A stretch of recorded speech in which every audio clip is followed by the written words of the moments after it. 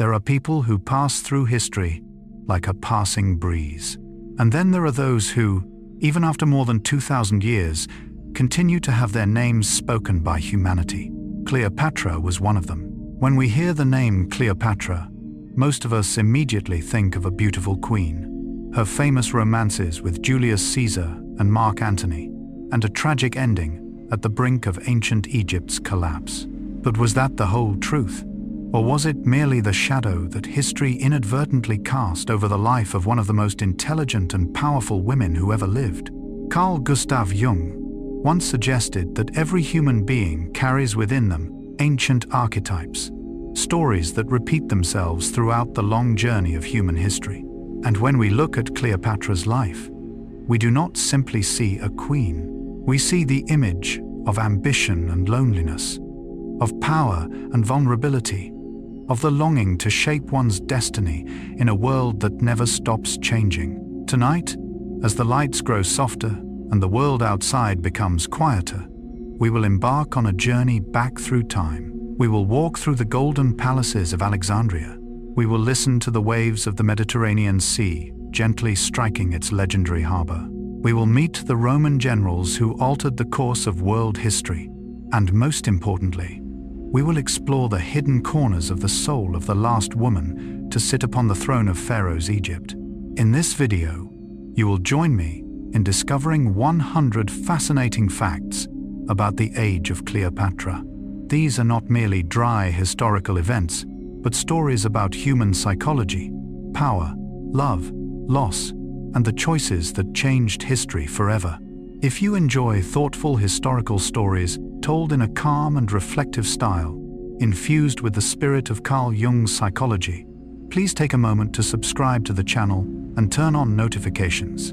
Your support helps us continue creating meaningful historical journeys for peaceful evenings like this one. And now, take a slow, gentle breath, relax your shoulders, allow your mind to become still, and join me as we travel back more than 2,000 years to the land along the Nile River, where the story of Cleopatra, the most misunderstood woman in history, is about to begin. The hidden world beneath the ocean. There are places on Earth that humanity has become so familiar with that they no longer seem mysterious.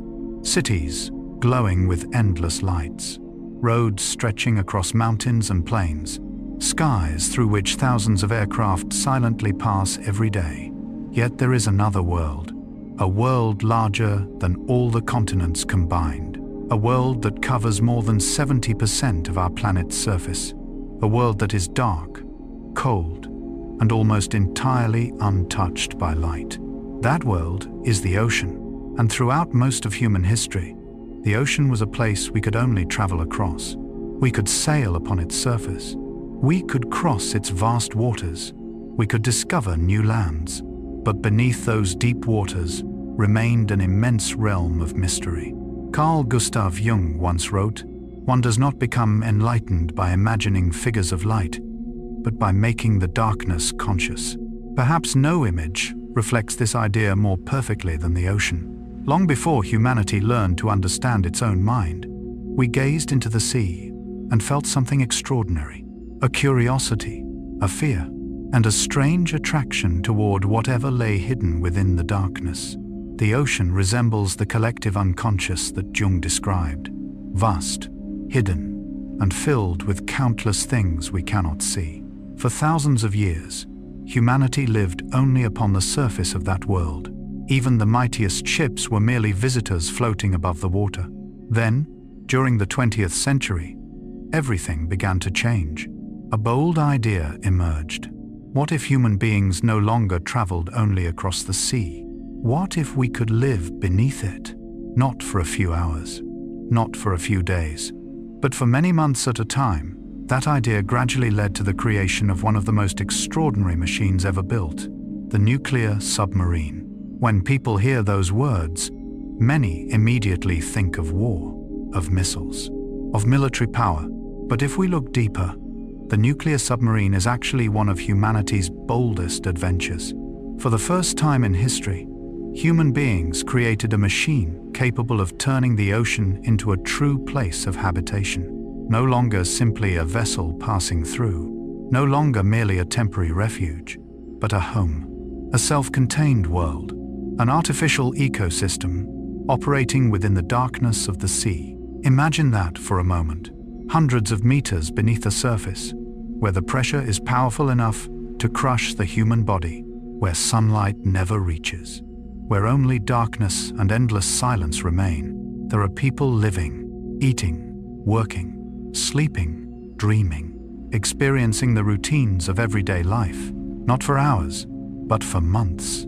It sounds more like science fiction than history, yet this is the reality of the United States nuclear submarine fleet. Many sailors have recalled that after several weeks beneath the sea, their sense of time begins to change.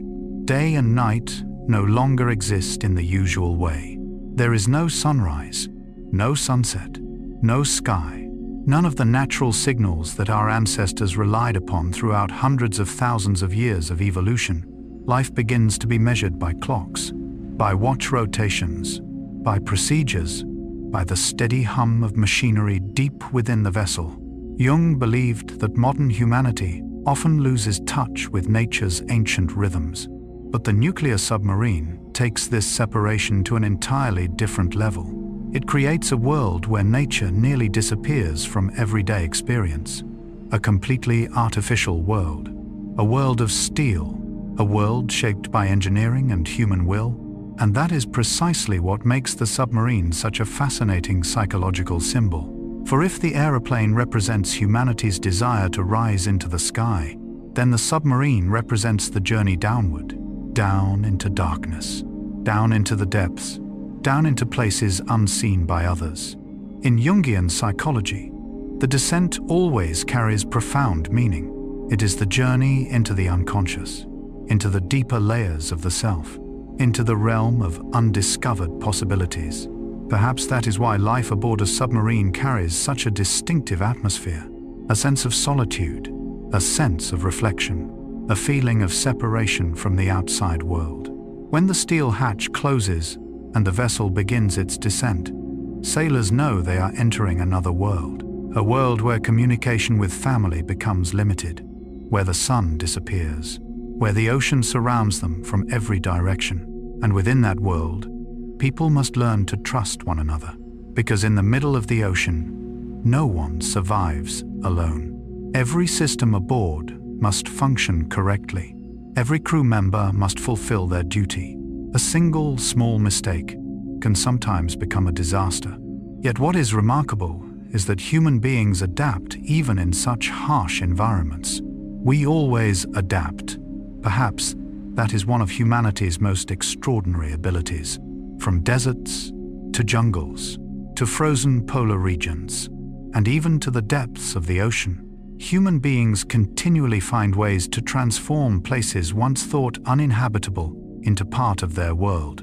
And that is where the true story of the nuclear submarine begins. Not with weapons, not with war, but with a very ancient dream. The dream of overcoming the limits imposed by nature, the dream of turning the impossible into reality, the dream of making the ocean a home. And in the next chapter, we will meet the vessel that first transformed that dream into reality, a name that changed naval history forever, USS Nautilus. If viewed from thousands of meters above the sea, the world appears incredibly noisy. Cities that never sleep, roads filled with light, news updates arriving every moment, arguments, crises, and changes unfolding every day. But deep beneath the ocean, all of that seems to disappear. Only stillness remains. A stillness so profound that, at times, a person can hear the beating of their own heart. This is the environment that nuclear submarines were built to inhabit. Unlike any other warship in history, from the warships of ancient civilizations to the massive battleships of the 20th century, naval power was always associated with visibility. A powerful fleet was one that appeared on the horizon. A powerful ship was one that enemies could see and fear. But nuclear submarines completely reversed that idea. For the first time in history, the greatest power came from invisibility. The most dangerous vessel was not the one with the largest guns. It was the one whose location nobody knew. Carl Jung once wrote, "The most terrifying thing is to accept oneself completely." At first glance, this may seem unrelated to submarines. Yet there is a fascinating parallel. Throughout much of human history, we have associated power with display, with presence, with recognition. But the nuclear submarine represents a completely different philosophy.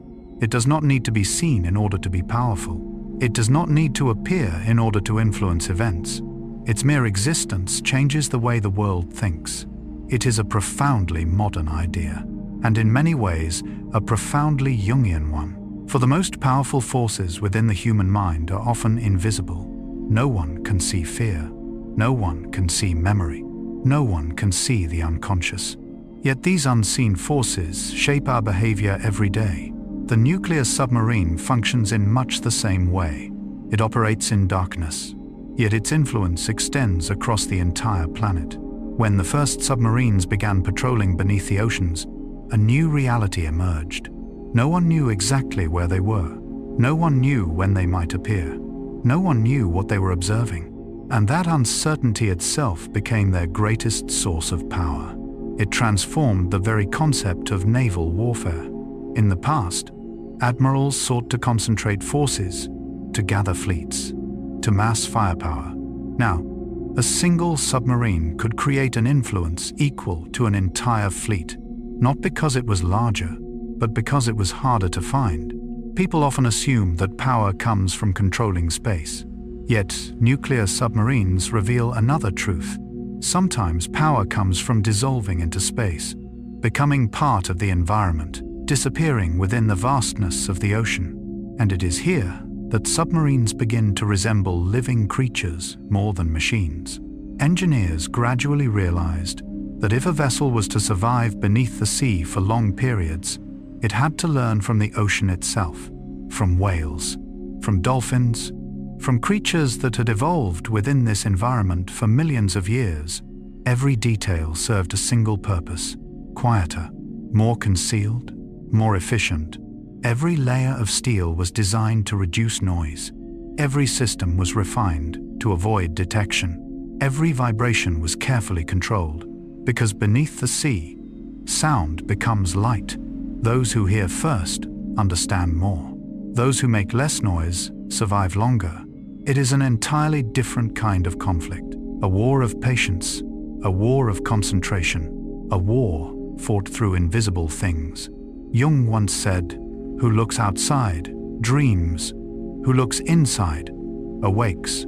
Perhaps this is also a perfect metaphor for life aboard a submarine. Separated from the outside world for months at a time, people naturally begin turning their attention inward, toward their thoughts, toward their emotions, toward questions that ordinary life often leaves us too busy to confront.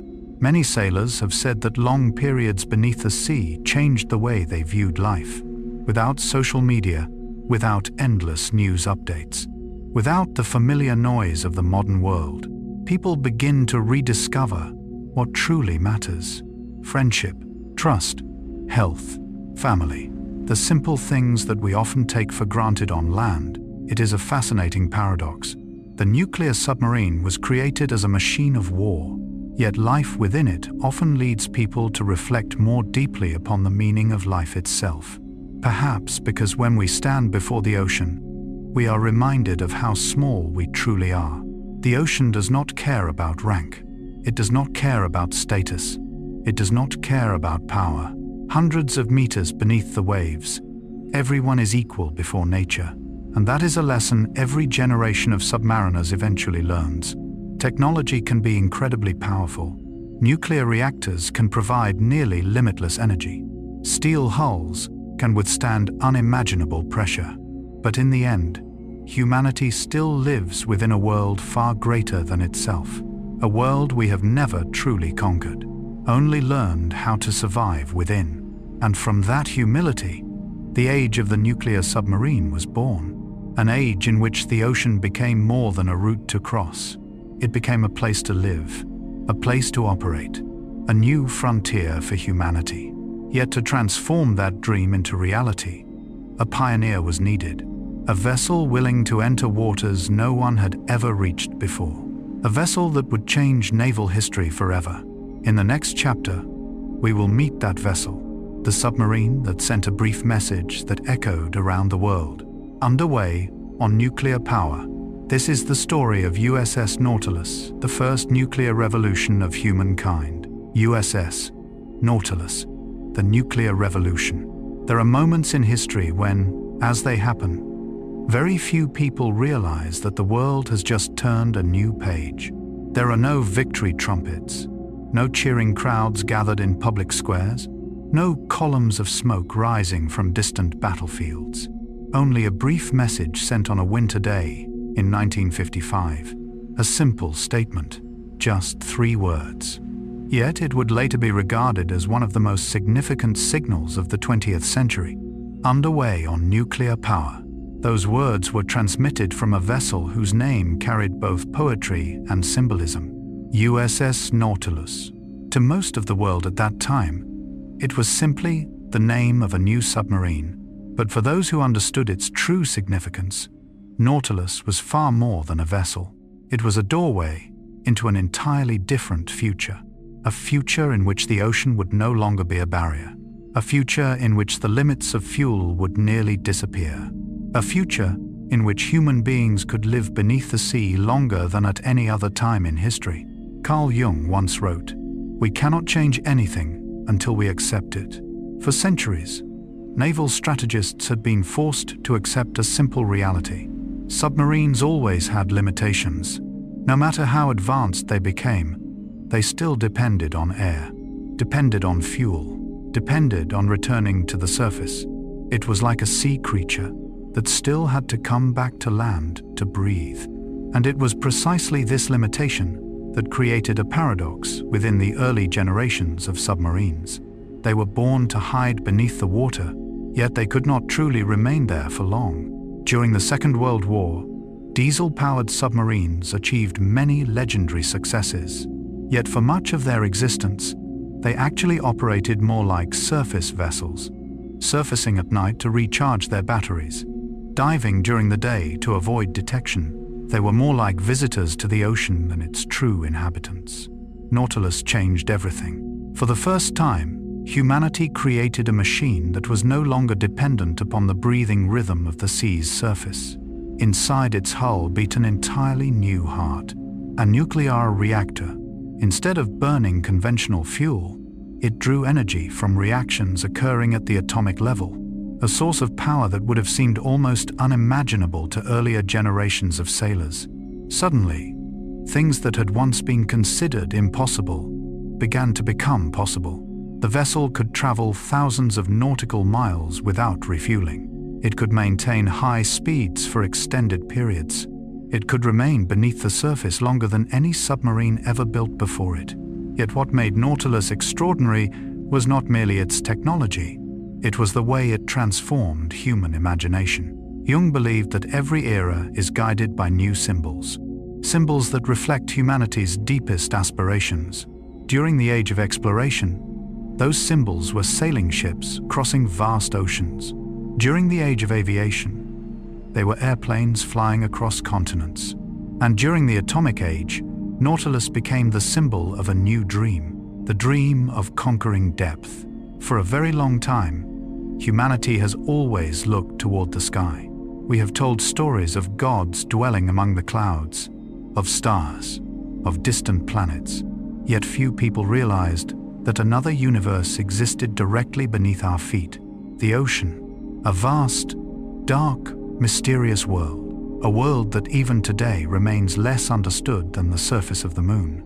Nautilus was one of the first machines that allowed humanity to truly enter that world, not as visitors, but as inhabitants.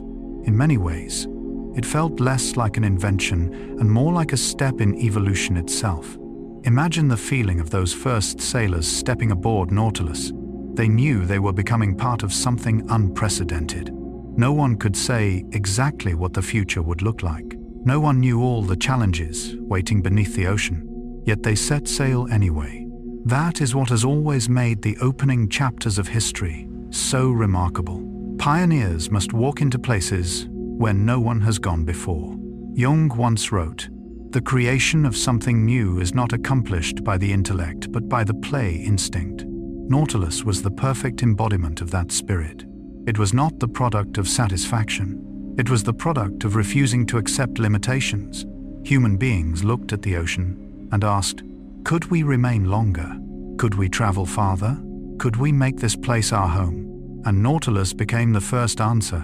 Yet the journey that would truly astonish the world still lay ahead. For only a few years later, this vessel would undertake a mission that many believed impossible. A voyage through the coldest region on Earth. A journey beneath the thick ice of the Arctic. A journey that would not only change naval history, but also transform the way humanity viewed the planet itself. If there was ever a place on Earth that people regarded as the final frontier of isolation, it was the Arctic. For much of history, this region existed as a vast blank space upon maps, a world of ice, of winds sharp enough to cut through flesh, of endless nights, and above all, a world that seemed almost impossible to reach. Many expeditions attempted to touch the North Pole. Some succeeded, many failed, and not a few lost their lives among the frozen seas. Yet they all shared one thing in common. They approached the Arctic from above. No one imagined that one day humanity would reach it from below, from beneath meters of solid ice, from within the dark depths of the ocean. And then USS Nautilus appeared. There is something fascinating about true revolutions. They do not merely change technology, they change the very way people imagine what is possible. Before Nautilus, the Arctic was an obstacle.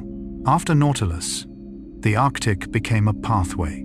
The difference sounds simple, yet it transformed the strategic thinking of the entire world. Carl Jung once wrote, "Every form of addiction is bad, no matter whether the narcotic be alcohol, morphine, or idealism." Yet in another sense, Jung also understood that human beings are forever drawn toward the unknown, toward the dark spaces on maps, toward mysteries that remain unsolved. It is part of our nature. We always wish to go farther, to go deeper, to see what no one has seen before, and Nautilus's Arctic voyage became the embodiment of that longing. On 3 Augustus 1958, after years of preparation, after missions that had been forced to turn back because the ice proved too difficult, USS Nautilus finally achieved what no one before had accomplished.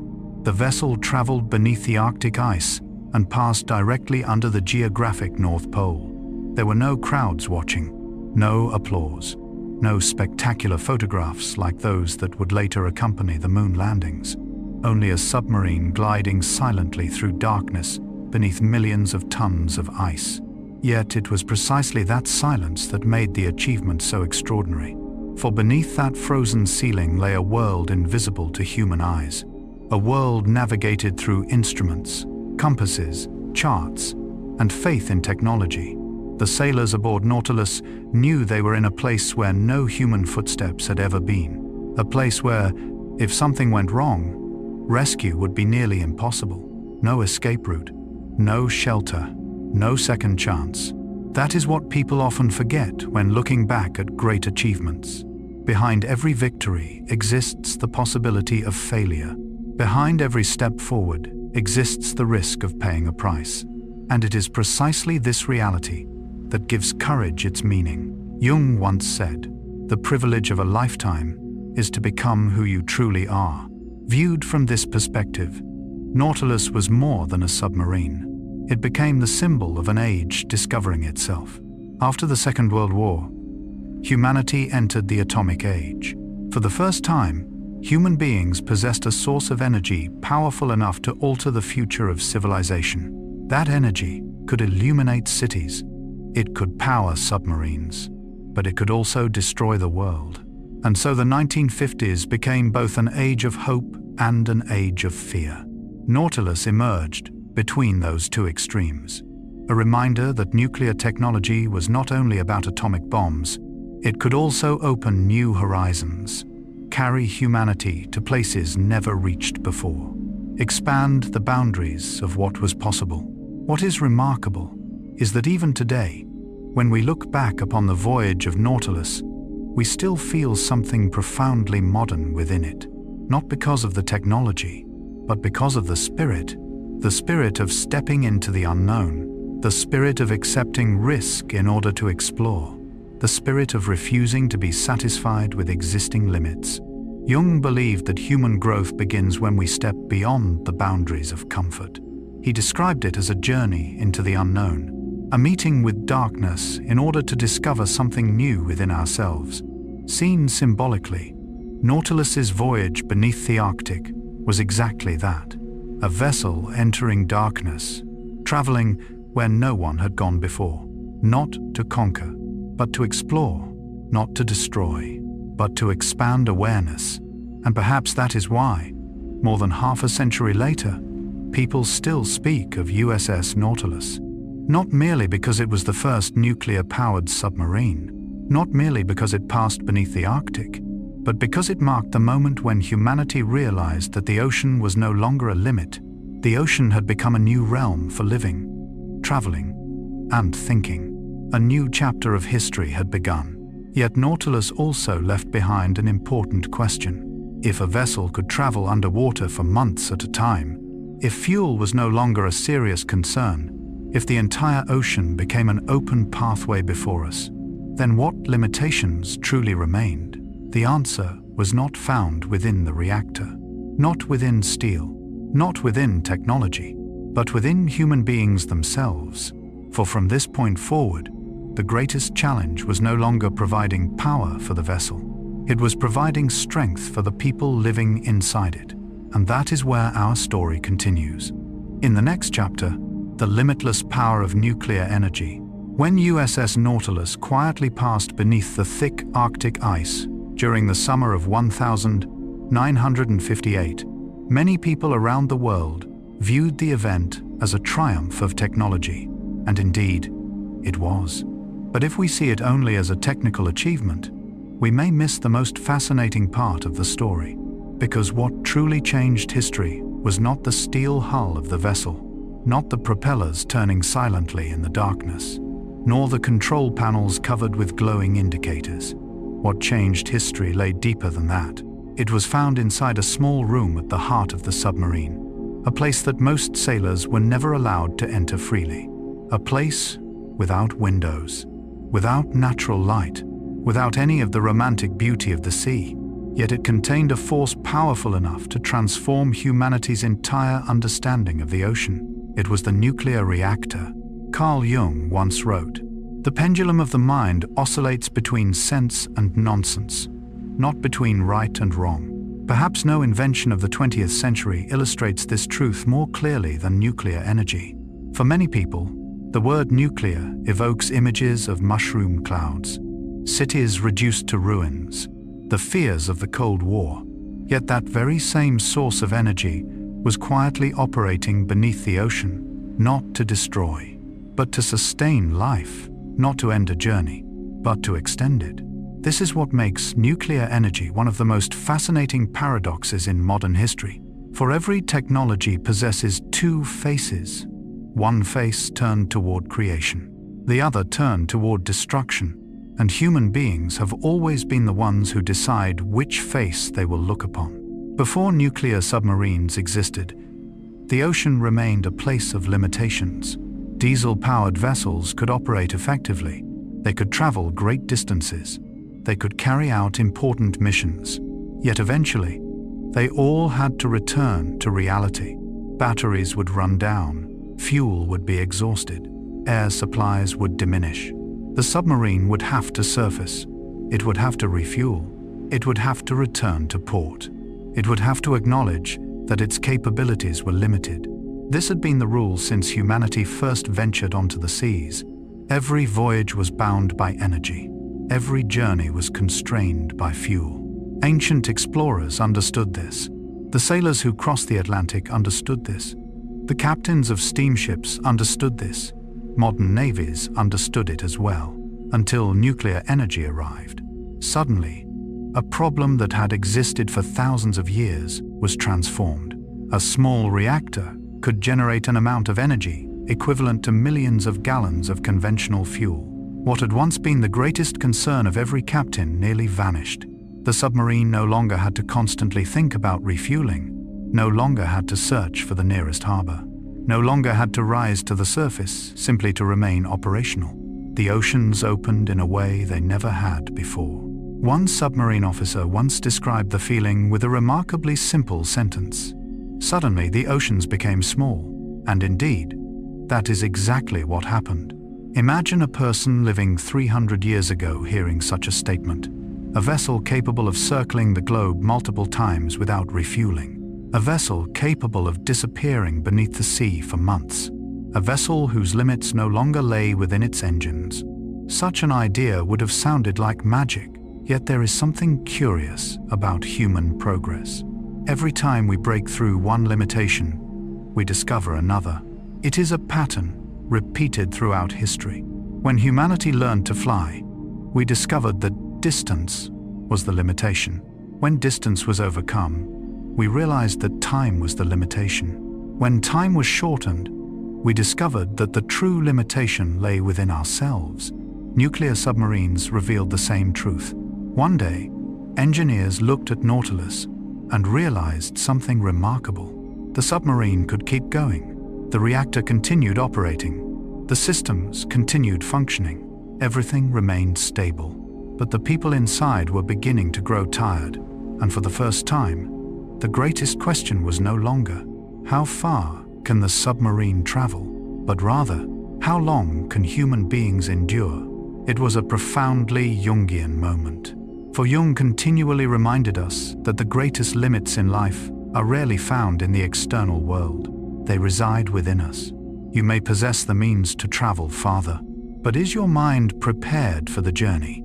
You may possess the technology to overcome a challenge, but do your emotions possess the strength to endure it?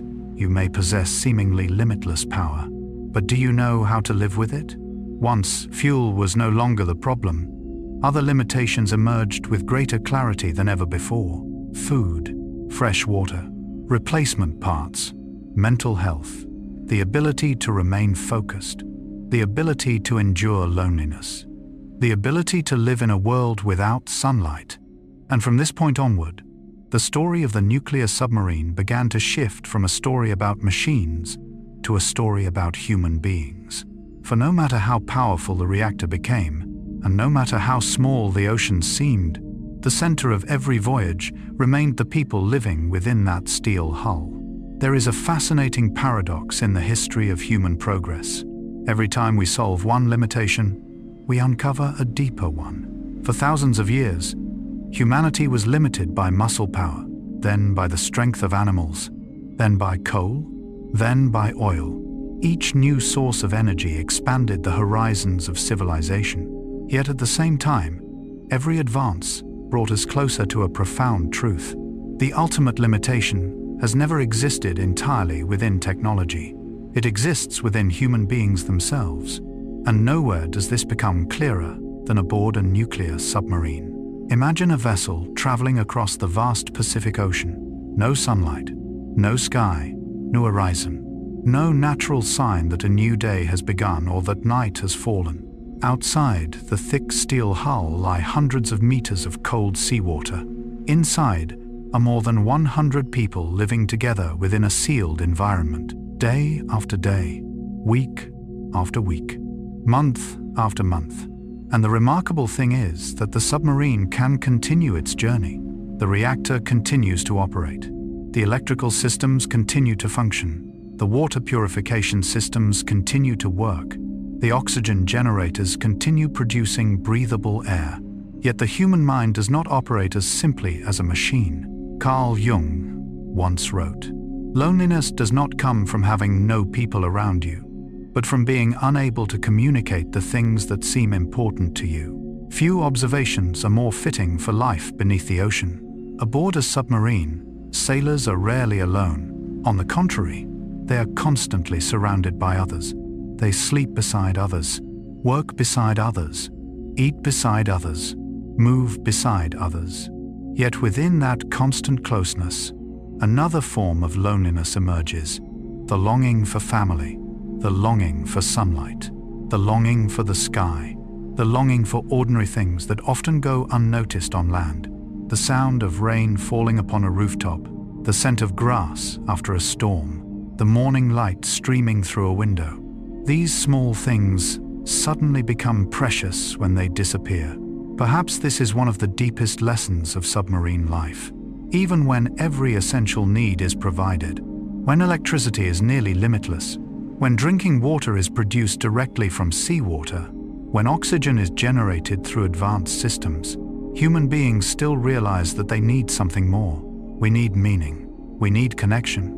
We need the feeling of belonging to something larger than ourselves. Jung called this the need of the soul, a need that no technology can ever completely replace. This realization leads to an important insight. A nuclear reactor can solve the problem of energy, but it cannot solve the problem of being human. It can make the oceans feel smaller, but it cannot make homesickness smaller. It can extend a voyage, but it cannot extend emotional endurance indefinitely. And because of this, as nuclear submarines evolved, commanders gradually came to understand that the most important factor was no longer the machinery. It was the people operating it. The selection of sailors became more rigorous. Training became more comprehensive. Teamwork became more important than ever. For in the middle of the ocean, there is no room for division, no room for prolonged conflict, no room for emotional instability. A submarine is, in many ways, a miniature world. Each person depends upon everyone else. Every mistake can affect the entire community. In many respects, life aboard a submarine reflects life on Earth itself. We also live within a closed system. We also depend upon one another. We also share the same environment. And we too must learn to cooperate in order to survive. Perhaps this is why stories about submarines are far more compelling than their appearance might suggest. They are not merely military machines. They are experiments in human nature, experiments lasting months beneath the sea. Questions about limits, about trust, about adaptability, about the true nature of strength. Carl Jung once wrote, "Knowing your own darkness is the best method for dealing with the darkness of other people." Perhaps this is also what submariners learn. After living beneath the sea long enough, they do not merely understand the ocean better, they understand themselves better. They understand their strengths, their weaknesses, the limits they never knew existed. And perhaps that is the deepest journey of all. Not the journey across oceans, but the journey through the inner world. For in the end, every great exploration leads to the same destination, not the North Pole, not the ocean floor, not some distant stretch of water, but the human mind. Nuclear submarines proved that atomic energy could free humanity from physical limitations that had existed for centuries. Yet at the same time, they revealed a more humble truth, that even when fuel becomes nearly limitless, human beings must still confront their own limitations. And perhaps that is the most important lesson of the entire nuclear age. Not how much power we possess, but how we choose to use it. Not how far we can travel, but what we carry with us along the way. Yet as nuclear submarines became capable of traveling almost without limit, a new question began to emerge in the minds of military strategists. If a submarine could disappear beneath the ocean for months at a time, if no one knew exactly where it was, if it carried the most powerful weapons ever created, then how would that change the balance of power across the world? That question leads us into the next chapter, a chapter about machines built for doomsday. Yet paradoxically, machines that helped prevent doomsday from ever arriving. It is the story of the most feared deterrent weapon of the Cold War. There are paradoxes in history that, at first glance, seem completely irrational. One of the most striking emerged during the most tense years of the Cold War. It was an era in which humanity possessed a greater capacity for destruction than at any previous point in history. For the first time, human beings did not merely have the power to end a war. We possessed the power to end civilization itself. Cities that had taken centuries to build could disappear within minutes. Nations that had endured through generations could be erased from the map in a single morning. And perhaps most frightening of all, every side understood this reality. As darkness settled over the oceans during the 1960s and 1970s, dozens of nuclear submarines silently patrolled beneath the sea. No one could see them. No one could hear them. No one knew exactly where they were. Yet their existence influenced the fate of hundreds of millions of people. Carl Gustav Jung once wrote, "The most intense conflicts, if overcome, leave behind a sense of security and calm that is not easily disturbed." What is fascinating is that the Cold War was never truly overcome in the ordinary sense. It did not end with a decisive battle. There was no Waterloo, no Normandy, no final battlefield where the two sides met face to face. Instead, peace was maintained by something deeply unusual: fear. A fear so immense that neither side dared to pull the trigger.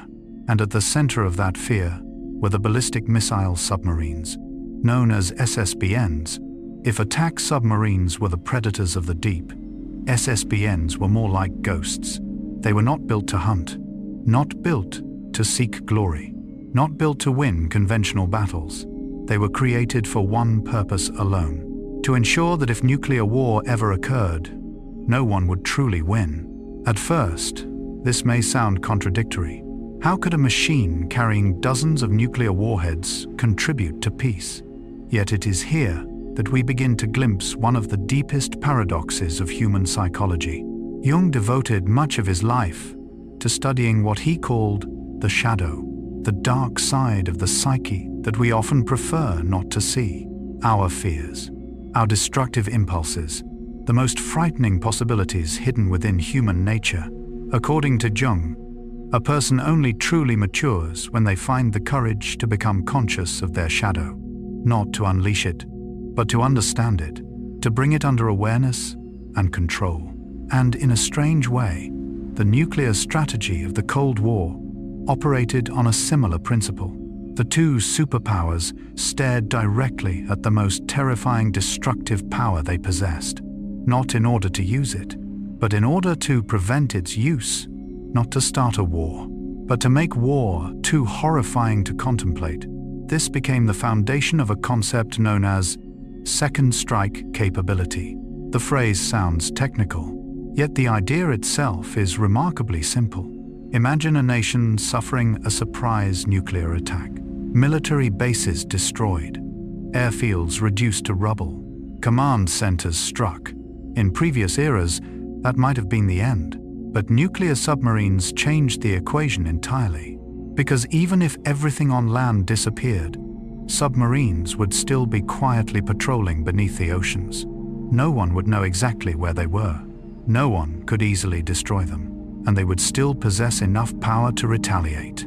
This created a simple but profoundly important reality. No one could be certain of escaping the consequences of striking first.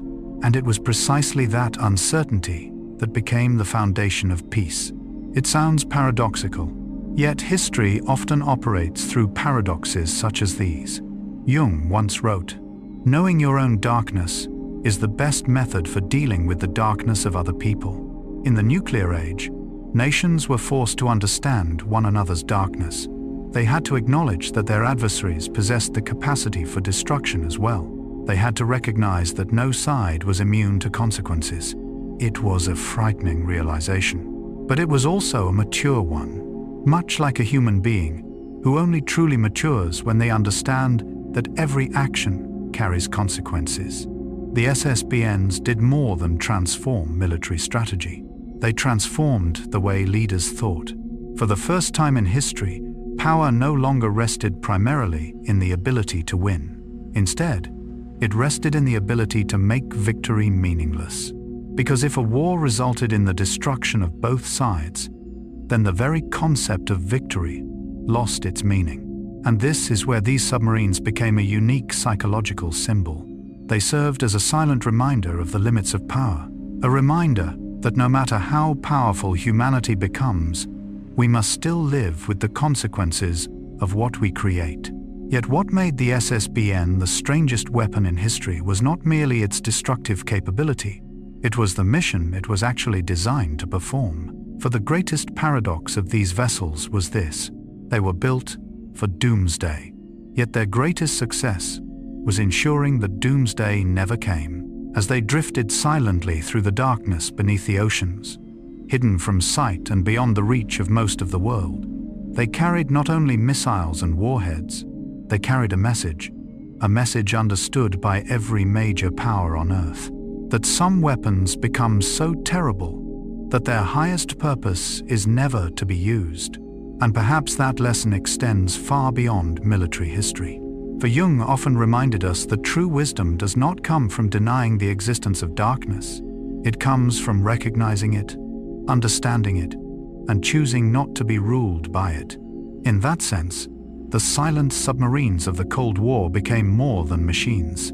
They became symbols of a civilization forced to confront the full extent of its own power, and, for a time at least, wise enough not to unleash it. But maintaining such a fragile balance required something extraordinary. The crews aboard these submarines would spend months hidden beneath the sea, invisible, isolated, carrying responsibilities unlike any human beings before them. And that brings us to the next chapter of our journey. A chapter not about missiles or reactors, but about the people who lived among them. The men who spent months in darkness, guarding a peace built upon uncertainty. It is the story of life inside the steel city beneath the sea. From the outside, nuclear submarines are often described through numbers: how many meters long they are, how many tons they weigh, how many nautical miles per hour they can travel, how many missiles they carry, how deep they can dive. But those numbers tell only a small part of the story. For the most remarkable thing about a submarine is not the machine itself, it is the people who live inside it. When a submarine leaves port and slowly descends beneath the surface of the sea, what happens is more than the beginning of a voyage. In a certain sense, an entirely new world is born, a closed world, a world of steel, a world where more than 100 people will eat together, sleep together, work together, and exist together for months at a time, far from sunlight, far from the sky, far from the familiar sounds of life on land. Carl Gustav Jung once wrote, "Man cannot stand a meaningless life." It is a simple statement, yet when we think about life aboard a submarine, it takes on a special meaning. For those sailors face more than physical challenges. They face psychological ones. How do you maintain a sense of normality while living in an environment that is entirely unnatural? How do you preserve your emotional balance when you have not seen the sun for months? How do you continue to feel connected to the world when the world itself seems to have disappeared above your head? These are questions that no nuclear reactor can answer. Inside a submarine, time operates differently. On land, we experience time through light. Sunrise announces a new day. Sunset signals its end. The changing seasons transform the landscape around us. Rainstorms, sunny days, leaves changing color. All of these create a natural rhythm that human beings have known for hundreds of thousands of years. But beneath the ocean, those signals vanish. There is no sunrise, no sunset, no spring or winter, no sky to look toward, no sun to guide the way. Instead, life is organized by clocks, by duty schedules, by alarms, by procedures calculated with precision. Some former submariners have said that after many weeks beneath the sea, they began to lose their sense of real time. The 30th day felt no different from the 10th. Monday felt no different from Friday. When everything around you remains the same, the mind must find another way to anchor itself to reality. And that is why discipline becomes an essential part of life aboard a submarine, not only to operate the vessel, but to protect the human mind. Jung observed that the human psyche requires structure. We need rituals, habits, fixed points that help us feel that the world still possesses order. Aboard a submarine, this becomes even more important. Breakfast is served at the same time every day. Watch shifts begin on schedule. Equipment checks occur on schedule.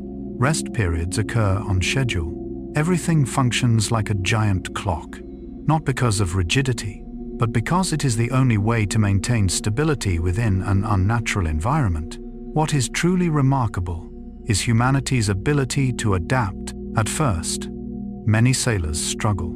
They miss sunlight. They miss fresh air. They miss open spaces. But gradually, they learn to live within their new world.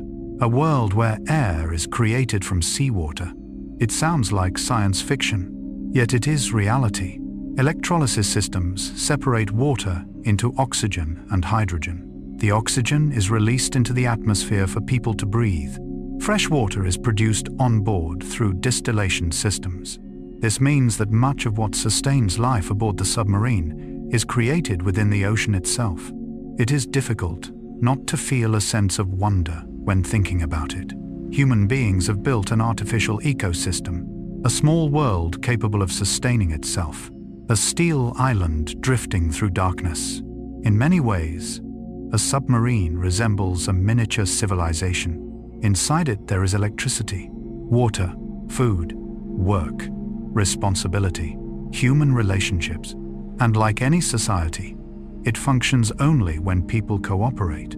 No one can survive alone aboard a submarine. No one can separate themselves from the collective. Every person depends upon someone else. The reactor operator depends on electrical technicians. The navigator depends on the sonar team. The cook depends on the logistics crew. And everyone depends upon one another to survive. This creates a unique kind of bond. A bond that emerges only when people share a demanding environment. For deep beneath the sea, there is little room for the social masks we often wear on land. Sooner or later, everyone must confront who they truly are. And it is there that the journey beneath the ocean begins to become a journey into the human mind itself. Yet alongside adaptation come quieter challenges. Challenges that do not arise from machinery, nor from the ocean, but from human emotion. There is one aspect of submarine life that is difficult for outsiders to imagine: the feeling of never truly being alone. In everyday life on land, we often take privacy for granted. We have our own rooms, our own moments. We can walk alone. We can sit quietly by a window and listen to silence. But aboard a submarine, those experiences almost disappear. Space is a precious resource. Every square meter is carefully calculated. Every corridor is narrow. Every compartment is designed to maximize available room. Many sailors share sleeping bunks through a system known as hot bunking. When one sailor leaves for duty, another uses the same bed to rest. At first, it sounds uncomfortable, but over time, it becomes a normal part of life. Because when living beneath the ocean, even the definition of comfort begins to change. People learn to appreciate simpler things: a warm meal, a few minutes of rest, a rare email from home, a joke shared between shipmates. These small moments gradually become invaluable sources of emotional strength. Carl Jung once wrote, "Even a happy life cannot be without a measure of darkness." Perhaps life aboard a submarine is a perfect illustration of this truth. Not every hardship comes from danger. Sometimes the greatest challenge is monotony, one day blending into the next. The same corridors, the same sounds, the same procedures, the same familiar faces. The human mind was designed to respond to change, to light, to color, to nature. When all of those things are removed, we are forced to search for meaning elsewhere. And it is in such circumstances that many people begin to understand themselves more deeply. Jung called this process confronting the inner self.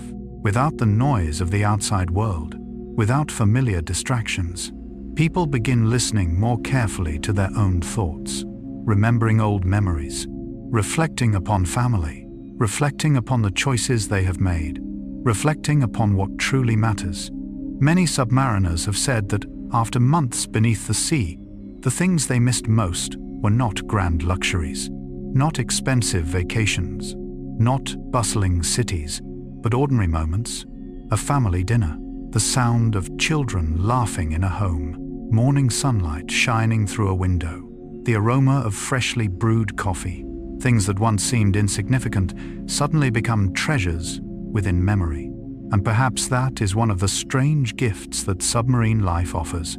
It forces people to rediscover the value of simple things. For only when something disappears do we fully understand how precious it truly was. What is remarkable is that even within an almost entirely artificial environment, human beings still find ways to create community. Sailors organize small gatherings, share stories, celebrate birthdays, encourage one another through difficult periods. Because in the end, what allows a submarine to survive is not merely technology, not merely a nuclear reactor, not merely steel and machinery, but the connections between human beings. Jung believed that people cannot fully develop when isolated from community. We need others in order to understand ourselves. And aboard a submarine, that truth becomes clearer than ever. Each individual is part of something larger. Every task depends upon trust. Every decision affects the entire group. Hundreds of meters beneath the ocean, selfishness has very little room to survive, because survival itself depends upon teamwork. Perhaps that is why many former submariners speak of their crews as a second family. They shared experiences that most people in the world will never know. They shared isolation. They shared responsibility. They shared months of life within a world separated from the surface. And then, one day, after months drifting through darkness, the submarine begins to rise. The first signals from the surface appear. Sunlight gradually penetrates the water above. Fresh air returns. The sailors step onto the deck. For the first time in months, they look up and see the sky. Many describe that moment as being born again, for only after living so long within an artificial world do we fully appreciate the beauty of the natural one. And perhaps that is the deepest lesson of these steel cities beneath the sea, that human beings possess an extraordinary ability to adapt. We can create air from seawater. We can produce fresh water in the middle of the ocean. We can build a miniature world inside a submarine. Yet deep within, we remain creatures who need light, who need nature, who need connection, who need meaning. Life aboard a submarine is not merely a story about technology. It is a story about the adaptability of the human spirit, about how we carry a piece of our humanity with us, even into the most remote corners of the world. And it is that very ability that allows submariners to undertake journeys that once seemed impossible, journeys that will carry them toward one of the most mysterious regions on Earth, a place once considered the edge of the world, a land covered in ice, a place where nuclear submarines would demonstrate their true power, the journey to conquer the Arctic. There are places on Earth that have long existed in the human imagination as the final frontiers. Lands where maps once ended, blank spaces that ancient explorers could only speculate about. Places where nature itself seemed to whisper to humanity, "No farther. Beyond this point is not meant for you." For centuries, the Arctic was such a place, a realm of ice and silence, a world where the sun could disappear for months at a time, where temperatures fell so low that even metal became more brittle, where snowstorms could erase every trace of life. For generations, the Arctic was more than a geographical location. It was a symbol of the unknown. Carl Gustav Jung once wrote, "The unknown is the great field of possibility." Perhaps nowhere on Earth reflects that idea more clearly than the Arctic. From the earliest days, humanity was fascinated by this distant region. Sailors searched for new routes. Explorers searched for fame. Nations searched for strategic advantage.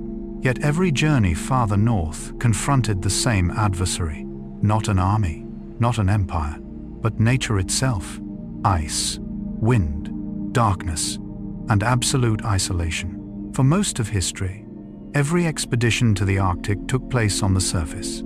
People crossed the ice on foot, by dog sled, by icebreaker, by aircraft. Yet no one imagined that one day humanity would reach the North Pole from below, from beneath meters of solid ice, from within the depths of the ocean itself. That is precisely what made Operation Sunshine one of the most extraordinary adventures of the 20th century. The name Sunshine almost sounds ironic. Sunlight, a mission carried out in one of the coldest and darkest places on Earth. Yet perhaps that contrast made the name perfect, for history often moves forward by bringing light into places where light has never reached before.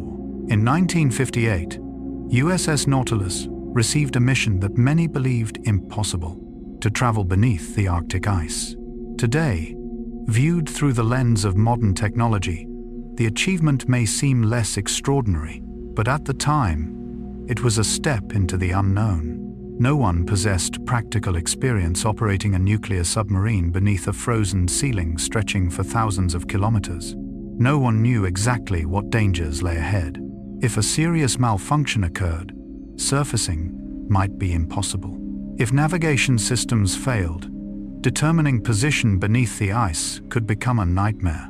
If the hull suffered critical damage, no rescue team could arrive quickly. The sailors understood this. The engineers understood this. The commanders understood this. Yet they went anyway. Because throughout history, the greatest advances have often begun with a willingness to step into uncertainty. Jung described this as entering the darkness of the unconscious, not to be consumed by it, but to discover what lies hidden within. In many ways, Operation Sunshine followed that same pattern. Nautilus departed familiar waters, gradually moving northward, where temperatures fell, where the ice grew thicker, where the ocean itself seemed transformed. For the sailors aboard the submarine, the experience must have felt extraordinary. Above them was no longer an open sea. There was no possibility of surfacing whenever necessary. Instead, there were millions of tons of ice, a vast white dome stretching beyond the horizon. Though they could not see it directly, everyone knew it was there, a silent presence that could never be ignored. And that awareness created a unique psychological pressure. Human beings often feel safe when they know an escape exists. Beneath the Arctic ice, that sense of security became more fragile than ever. Jung once said, "There is no coming to consciousness without pain." The crew of Nautilus was experiencing that truth in a very practical sense. Every nautical mile forward carried them farther from familiarity, farther from what was known, farther from safety, but also closer to something entirely new, something no one had ever achieved before. And that has always been the enduring appeal of exploration. Not the destination itself, but the journey. The moment when human beings confront their limitations and choose to continue anyway. During those days, Nautilus was more than a submarine. It was like an arrow flying into the last blank space on the map of the world, a symbol of curiosity, a symbol of courage, a symbol of the belief that the impossible is sometimes merely what has never been attempted. Yet what many people fail to realize is that behind this scientific expedition lay another meaning, a quieter meaning, a more practical one that would profoundly influence the balance of the Cold War. For when Nautilus proved that submarines could travel beneath the Arctic, the world discovered more than a new route. It discovered a new battlefield. August Trey, Omianowa Sutachinzech, she opt. For most of humanity, it seemed like an ordinary day. There were no gunshots, no urgent headlines, no crowds gathered in public squares. Yet deep beneath the Arctic ice, a historic moment was unfolding in silence. USS Nautilus passed directly beneath the geographic North Pole. For the first time in history, human beings reached the North Pole from below. Viewed as an expedition, it was a triumph of courage and technology. Viewed through the lens of world history, it was something even greater. That moment transformed the strategic map of the planet. Before then, the Arctic was often considered the edge of the world, a place too cold, too remote, too hostile to become a center of military activity. Strategists focused on Europe, the Pacific, the Atlantic, places with ports, cities, trade routes. But after the voyage of Nautilus, everything changed. Suddenly, the Arctic was no longer a barrier. It became a pathway. And not just any pathway, the shortest pathway between the United States and the Soviet Union. That may sound simple when viewed on a map, but during the Cold War, it carried enormous significance. Looking at the globe from above, the North Pole revealed something surprising. The two superpowers were far closer to one another than many imagined. The Arctic was not the edge of the world. It was the center of a new strategic connection. And beneath the ice, nuclear submarines could move almost invisibly. Carl Jung once wrote, "What you resist persists." For centuries, humanity struggled against the Arctic, attempting to cross it, conquer it, dominate it. Yet the greatest breakthrough did not come from destroying the ice. It came from learning how to travel beneath it. That lesson is fascinating, not only in history, but also in psychology. Often, the solution is not found in confronting an obstacle directly. It is found in changing our relationship to it. Nautilus did not defeat the Arctic. It discovered a new way to coexist with it, a new way to move through that world. And that mindset opened an entirely new era of undersea warfare. From that moment forward, military planners understood that oceans were no longer constrained by traditional geography. Submarines could access regions once considered unreachable. They could patrol beneath the ice for months. They could disappear beyond the reach of conventional surveillance. A new battlefield was born. A battlefield without trenches, without visible borders, without lines drawn on maps. A battlefield of darkness, sound, and patience. Yet what made the Arctic such a powerful symbol was not merely its military value, it was also its psychological meaning. Jung was deeply interested in the ancient symbols that emerge within the human mind. Across many cultures, the North has often been associated with mystery, with distant lands, with trials that must be overcome before growth can occur. Heroes in mythology often undertake journeys to the edge of the world. They enter darkness, confront the unknown, and return transformed. Operation Sunshine, in its own way, followed the same archetypal pattern. A vessel left the familiar world, ventured where no one had gone before, faced danger, and returned with a discovery that changed history. That is why the voyage is still remembered today, not merely as a technical achievement, but as a symbol of the exploratory spirit itself. Because in the end, what truly distinguishes humanity has never been intelligence alone. It is the courage to step into the unknown. The sailors aboard Nautilus could not see the ice above them. They could not see the North Pole with their own eyes. They could not fully grasp the historical significance of the mission they were carrying out. They only knew that they must continue forward, one nautical mile at a time, 1 hour at a time, through the darkness. And perhaps that is how all great human achievements unfold. No one can see the entire future. No one knows the final outcome. We move forward through faith, and sometimes it is those quiet steps that change the world. After the success of Nautilus, the Arctic was no longer a blank space on the strategic map. It became a hidden corridor, an invisible route, a vital part of the global balance of power. Yet, behind that success lies another question. How could a submarine operate safely in such an unforgiving environment? How could machines carrying nuclear reactors function for years without catastrophe? And who established the near-perfect standards that made such missions possible? To answer that question, we must meet a remarkable individual, a man admired by many, feared by not a few, a man renowned for his uncompromising standards, yet whose relentless discipline helped build the safest nuclear submarine fleet in the world. That is the story of the father of the nuclear fleet, Hyman Rickover. If nuclear submarines are the steel cathedrals of the atomic age, then behind every cathedral stands an architect, a person whom most of the public has never seen, a person who did not personally command a submarine beneath the Arctic ice, did not patrol the depths of the ocean, did not appear on the covers of famous magazines, Yet his influence could be found in every pipe, every pressure valve, every operating procedure, and every decision made aboard the nuclear submarines of the United States Navy.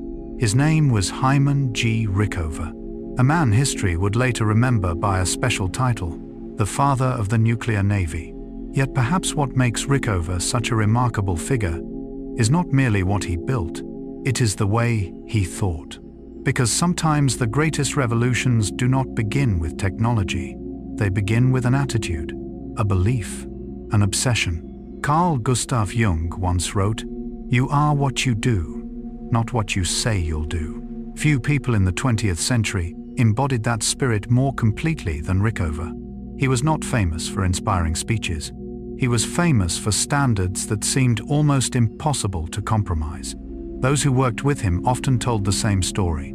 He was extraordinarily demanding to the point of making many people uncomfortable, demanding enough that interviews for positions under his authority became legendary. Young officers would enter his office full of confidence, only to discover within minutes that Rickover did not care about their family background. He did not care where they had graduated. He did not care how impressive their achievements appeared on paper. What mattered to him was one simple question. Can this person be trusted with responsibility for a nuclear system? It sounds straightforward. Yet at the time, it was a revolutionary way of thinking. Because nuclear power was unlike any technology that had come before it, a small mistake in a diesel engine might disable a vessel. A small mistake in a nuclear reactor could become a catastrophe. Rickover understood this better than almost anyone, and for that reason, he built the entire nuclear submarine program around a principle that was nearly absolute. There is no room for carelessness. Today, we often admire great achievements. A submarine crossing beneath the Arctic, a modern fleet, a technology that changes the world. But we rarely think about the thousands of small details that make such achievements possible. A weld completed to the proper standard, a valve inspected according to procedure, an engineer checking a measurement one more time, an officer refusing to ignore a minor flaw. Rickover devoted his life to those small details, and in a curious way, this philosophy resonates deeply with Jung's thinking. Jung believed that the greatest dangers often do not emerge from what is obvious. They emerge from what we overlook, the hidden corners, the small mistakes we convince ourselves do not matter. He once wrote, "Until you make the unconscious conscious, it will direct your life and you will call it fate." Rickover applied a similar principle to engineering. He did not believe in luck. He did not believe things would simply work out on their own. He did not believe complex systems could remain safe if people stopped paying attention. He wanted every risk to be visible, every potential failure to be identified, every assumption to be questioned. Many people considered him excessively strict, yet time gradually revealed the reason for that strictness. As nuclear submarines entered service on a large scale, the world embarked upon an unprecedented experiment. Nuclear reactors were placed beneath the ocean. Sailors lived for months beside the most complex technology humanity had ever created. Patrols became longer. Missions took place farther from home ports. And if something went wrong, the consequences could be severe. It was under these conditions that Rickover's philosophy proved its value. He became well known for a belief that can be summarized simply: a system is safe only when every individual within that system feels personally responsible for its safety. Not someone else's responsibility, not the responsibility of a superior, not the responsibility of an institution, but the responsibility of each individual. It is a simple idea, yet an extraordinarily powerful one, because in the end, every technology is operated by people. Every procedure is carried out by people, and most major failures begin with very small moments when people stop paying attention. Perhaps that is why Rickover did not merely build submarines. He built a culture in which caution was considered a virtue, a culture in which discipline was viewed as respect for human life, a culture in which excellence was not exceptional, it was the minimum standard. Yet behind these achievements lies an interesting question. What drives a person to spend an entire lifetime pursuing perfection? What made Rickover someone who seemed almost never satisfied with what had already been accomplished? And was that obsession with perfection a strength or a burden? History often asks a fascinating question about extraordinary individuals. What truly creates their legacy? The structures they build? The inventions they leave behind? Or the ideas that continue living long after they are gone? In Rickover's case, the answer is perhaps all three. He helped create America's first nuclear submarine fleet. He advanced technologies that transformed naval history. But above all, he left behind a way of thinking, a philosophy of responsibility, a philosophy of excellence, a philosophy that refused to allow complacency to take root. Carl Gustav Jung once wrote, "A man who has not passed through the inferno of his passions has never overcome them." It is a statement about inner growth, yet in many ways, it also reflects the journey of successful organizations, because every complex system eventually faces its greatest temptation: complacency. When everything is functioning well, when missions succeed, when accomplishments accumulate, people begin to believe that success is automatic. Rickover spent his entire life fighting that illusion. He understood that great disasters rarely begin with great mistakes. They begin with small mistakes that go unnoticed. A bolt not carefully inspected, a report read too quickly, a procedure shortened to save time, someone thinking, "It will probably be fine this time." Those were the moments that concerned Rickover most. Not technology, not the ocean, not an adversary, but human overconfidence. One famous statement, often associated with his leadership philosophy, says, "Good ideas are not adopted automatically. They must be driven into practice with courageous patience." Rickover understood that safety is not a condition. It is a process, something that must be practiced every day, repeatedly, without interruption. And that made him a controversial figure. Some admired him, some feared him, some believed he was too demanding. Yet even those who disagreed with him found it difficult to argue with the results. For decades, the United States naval nuclear program maintained an extraordinary safety record, not because it was luckier than others, but because it was trained never to depend upon luck. This idea echoes an important aspect of Jungian psychology. Jung believed that maturity is not becoming perfect. It is becoming conscious, becoming aware of one's weaknesses, aware of surrounding risks, aware of what may happen when attention fades. A mature person is not someone who believes they cannot make mistakes. A mature person is someone who understands that mistakes are always possible, and therefore remains humble. Rickover brought that same mindset into the world of engineering. He did not believe in absolute perfection. He believed in pursuing perfection as a standard, not because it could ever be fully achieved, but because striving for it reduces error. Perhaps that is why many people described him as obsessive. Yet history is often changed by such obsessions, by people who refuse easy answers, who are not satisfied with good enough, who continue asking questions after everyone else has stopped. And in Rickover's case, that obsession helped create one of the most reliable technical organizations in the world. What is fascinating is that from a distance, nuclear submarines appear to be symbols of technology. But the deeper we look, the more we realize that their true foundation is not machinery.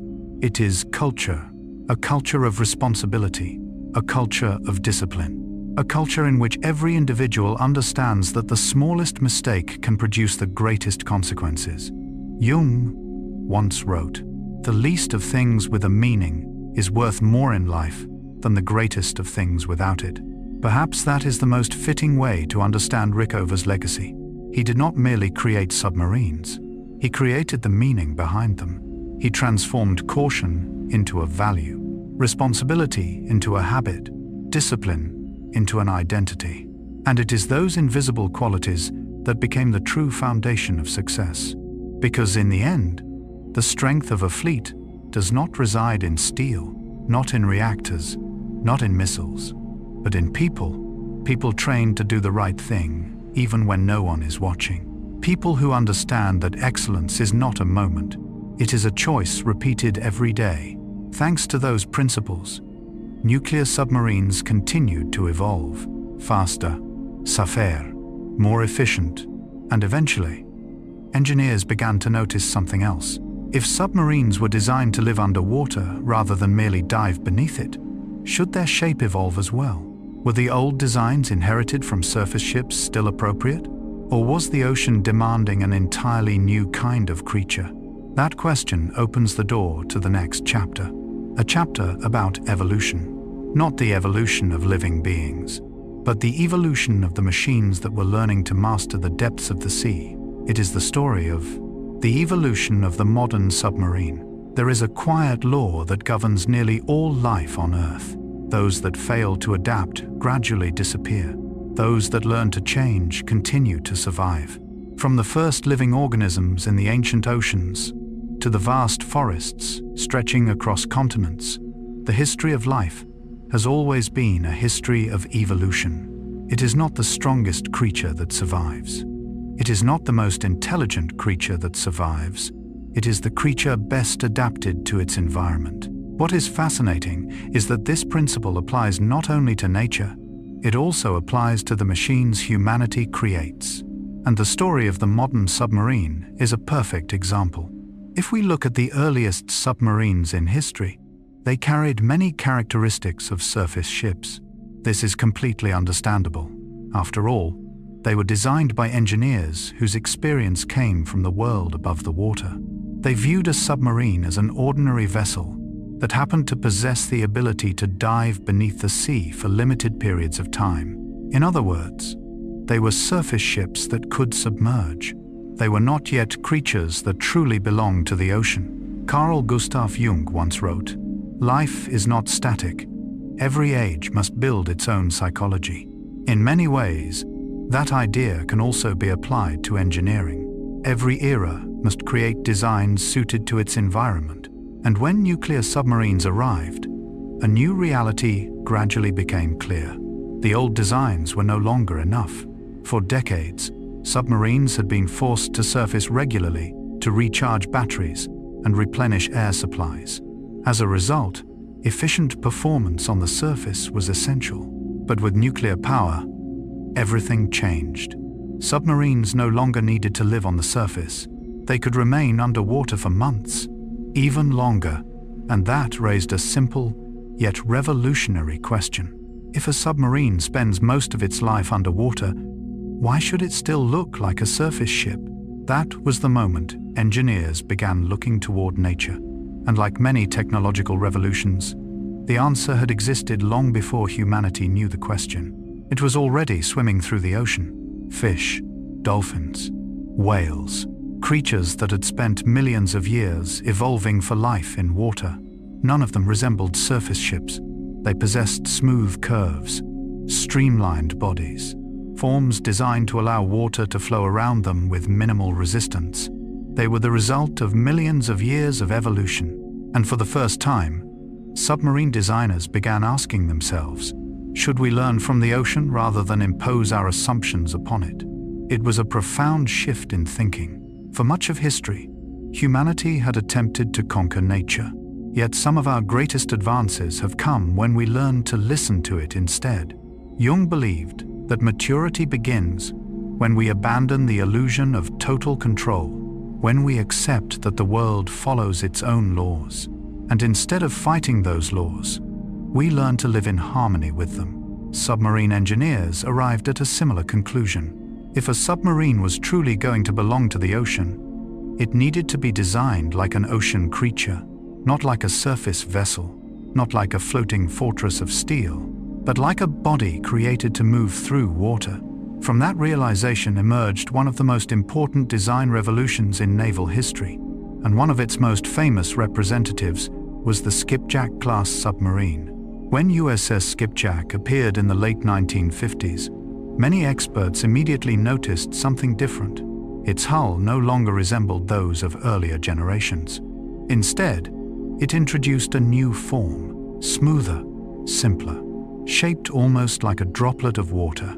Today, this design is known as the teardrop hull. At first glance, it may seem like a purely aesthetic change, but in reality, it reflected an entirely new philosophy, a philosophy that recognized submarines were no longer visitors beneath the sea.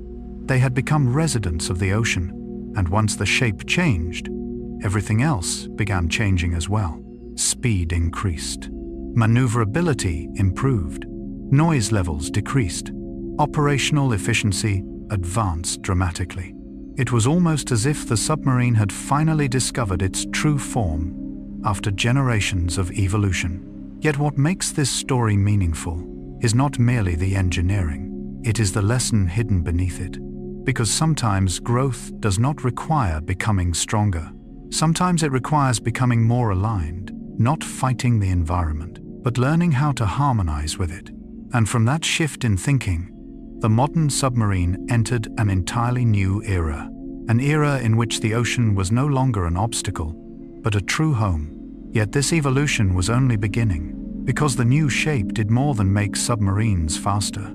It also made them quieter. And in the world beneath the sea, silence can be even more valuable than speed. If speed has long been a symbol of power throughout human history, then beneath the ocean there exists something even more important: silence. On land, we often assume that power must be visible. A mighty army marching through a square, a fleet appearing on the horizon, an aircraft tearing across the sky. But in the world of submarines, nearly every rule is reversed. There, the strongest vessel is often the one least likely to be detected. The one most likely to survive is often the one that makes the least noise. And so when engineers redesigned submarines, their goal was not simply to make them faster, they wanted them to become quieter. Carl Gustav Jung once wrote, "Silence is sometimes the best answer."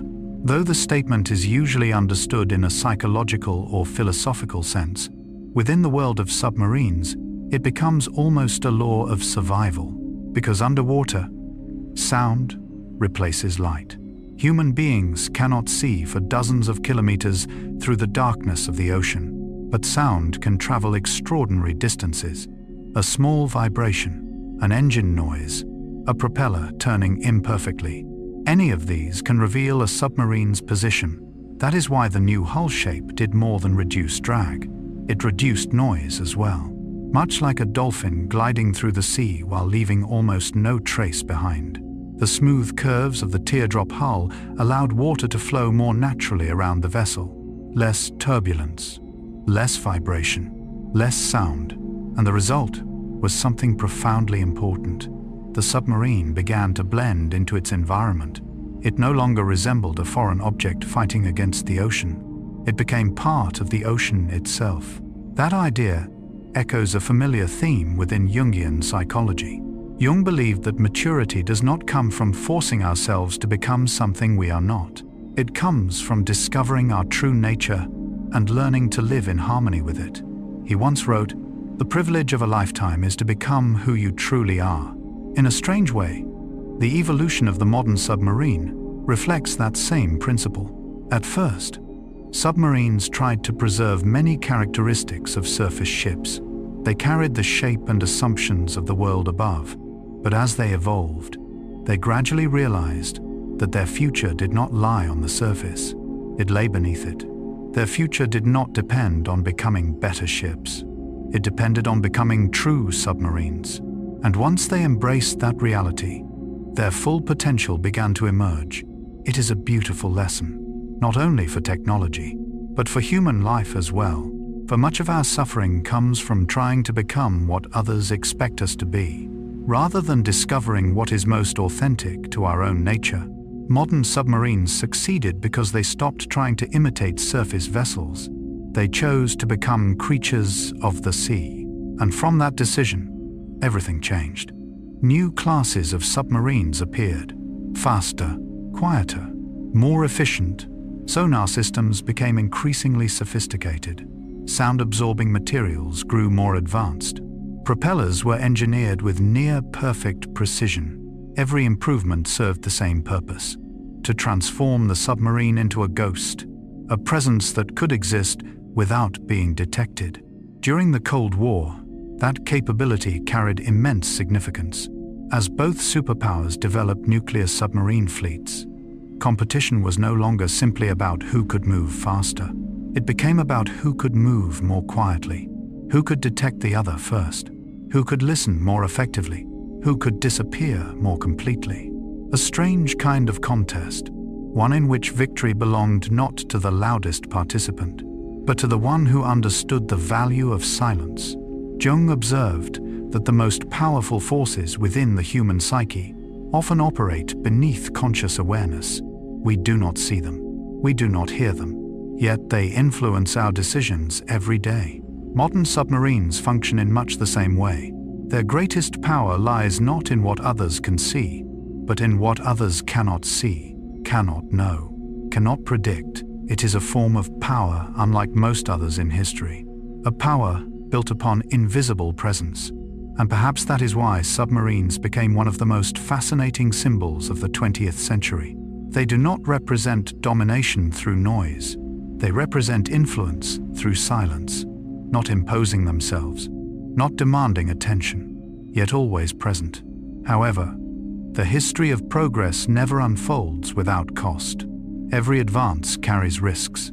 Every new technology brings difficult lessons, and the nuclear submarine fleet was no exception. For as machines became increasingly sophisticated, human beings sometimes began to believe they had mastered everything. But the ocean has a way of reminding us to remain humble. One of the most painful reminders arrived in 1963, when a modern submarine named USS Thresher disappeared into the depths of the sea. A tragedy that shook the entire United States Navy, an event that forced the submarine community to re-examine many of its assumptions, and a costly lesson about the consequences of failure in the most unforgiving environment on Earth. That will be the story of our next chapter. USS Thresher disaster and the lesson written in blood. There is one thing history repeats again and again, whether in war, science, or everyday life. The deepest lessons rarely come from success. They come from loss. Human beings learn a great deal from victory, but it is failure that forces us to change. It is suffering that compels us to re-examine the things we once believed were certain. And in the history of America's nuclear submarine fleet, no event reflects this truth more clearly than the tragedy of USS Thresher. By the early 1960s, nuclear submarines were entering a golden era of development. Success followed success. USS Nautilus had crossed beneath the North Pole. New submarine classes were becoming faster, stronger, and more sophisticated. Confidence in technology was growing. Confidence in humanity's ability to master the oceans was growing as well. Yet sometimes, it is precisely during periods of greatest success that people forget how fragile they truly are. Carl Gustav Jung once wrote, "There is no coming to consciousness without pain." It is a statement perfectly suited to the story of USS Thresher, for what happened in the spring of 1963 was not merely a naval accident, it was a collective shock, a moment that forced the entire submarine community to awaken. April Zech, Omianoa Suteshaizic, Shitrei.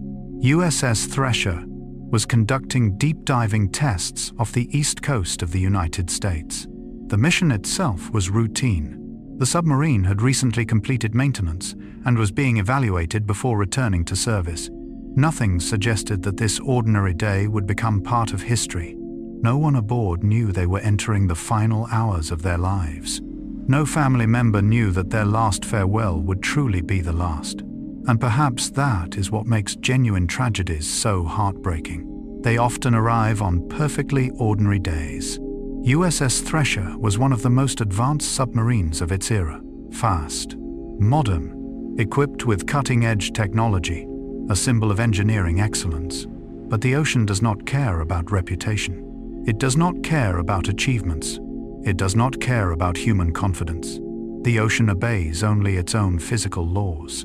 And hundreds of meters beneath the surface, those laws become unforgiving. The pressure at such depths is almost beyond ordinary imagination. Every meter deeper means entering another world, a world where a small mistake can become a catastrophe. During the test dive, communications from Thresher began to indicate that something was wrong.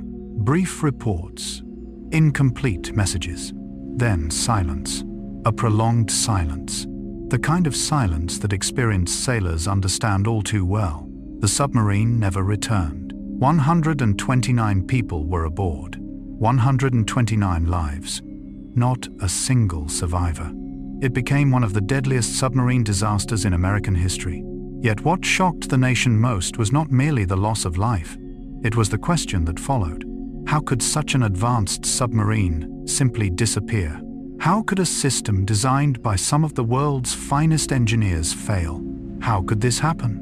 Those questions echoed throughout the United States Navy, through shipyards, through research centers, throughout the entire submarine community. And as the investigation unfolded, an important truth gradually emerged. There was no single cause, no simple culprit. Like many major disasters throughout history, the tragedy did not arise from one mistake.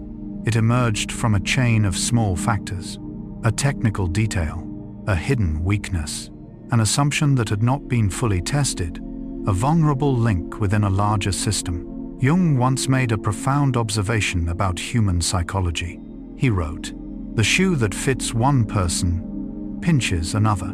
There is no recipe for living that suits all cases.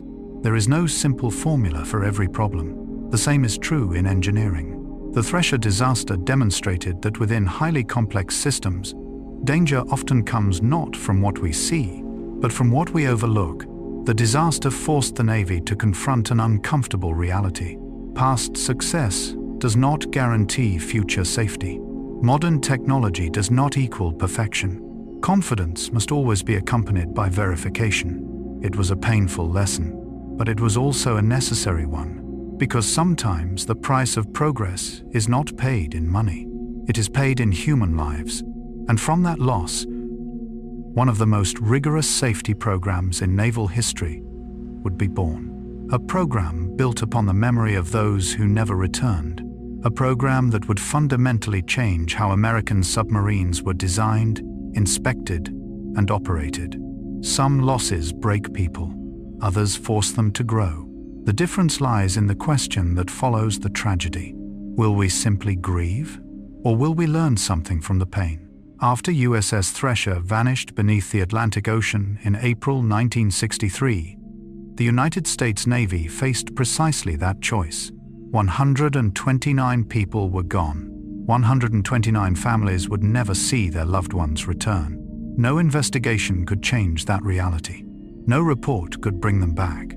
But one thing still remained within the power of the living, to ensure that a similar tragedy would never happen again. Carl Gustav Jung once wrote, "I am not what happened to me. I am what I choose to become." Though Jung was speaking about individual growth, the statement applies equally to organizations and nations. A tragedy does not define the future. The response to that tragedy does, and the Navy's response to Thresher became one of the most remarkable examples of that principle.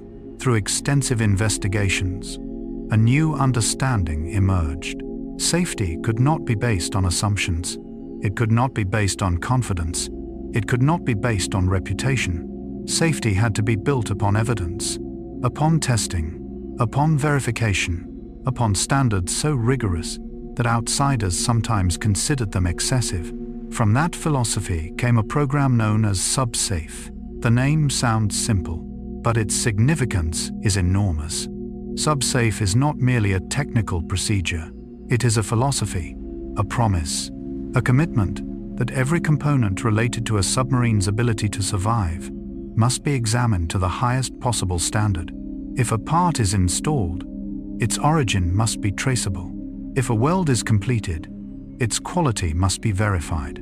If a system is maintained, the entire process must be documented and inspected. No exceptions, no shortcuts, no assumptions. To some people, such measures may seem excessive, But deep beneath the ocean, good enough is not always good enough. At depths of hundreds of meters, water pressure can crush steel, a failed gasket, a malfunctioning valve, a defective pipe. On land, these might be minor inconveniences. At sea, they can determine life or death. Jung devoted much of his work to what he called the shadow. He believed that our greatest dangers often come not from the obvious, but from what is ignored, the things hidden in the dark corners of awareness, the things we do not wish to see.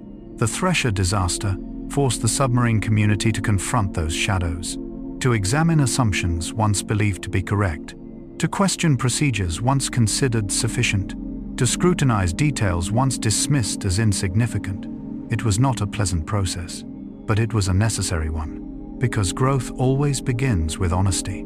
Honesty about mistakes, honesty about weaknesses, honesty about what must change. What is remarkable is that SubSafe was not built upon perfection. It was built upon humility.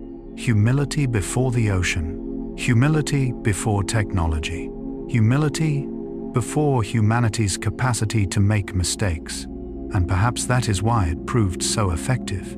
The best safety systems do not assume that people will always be right. They assume people can be wrong.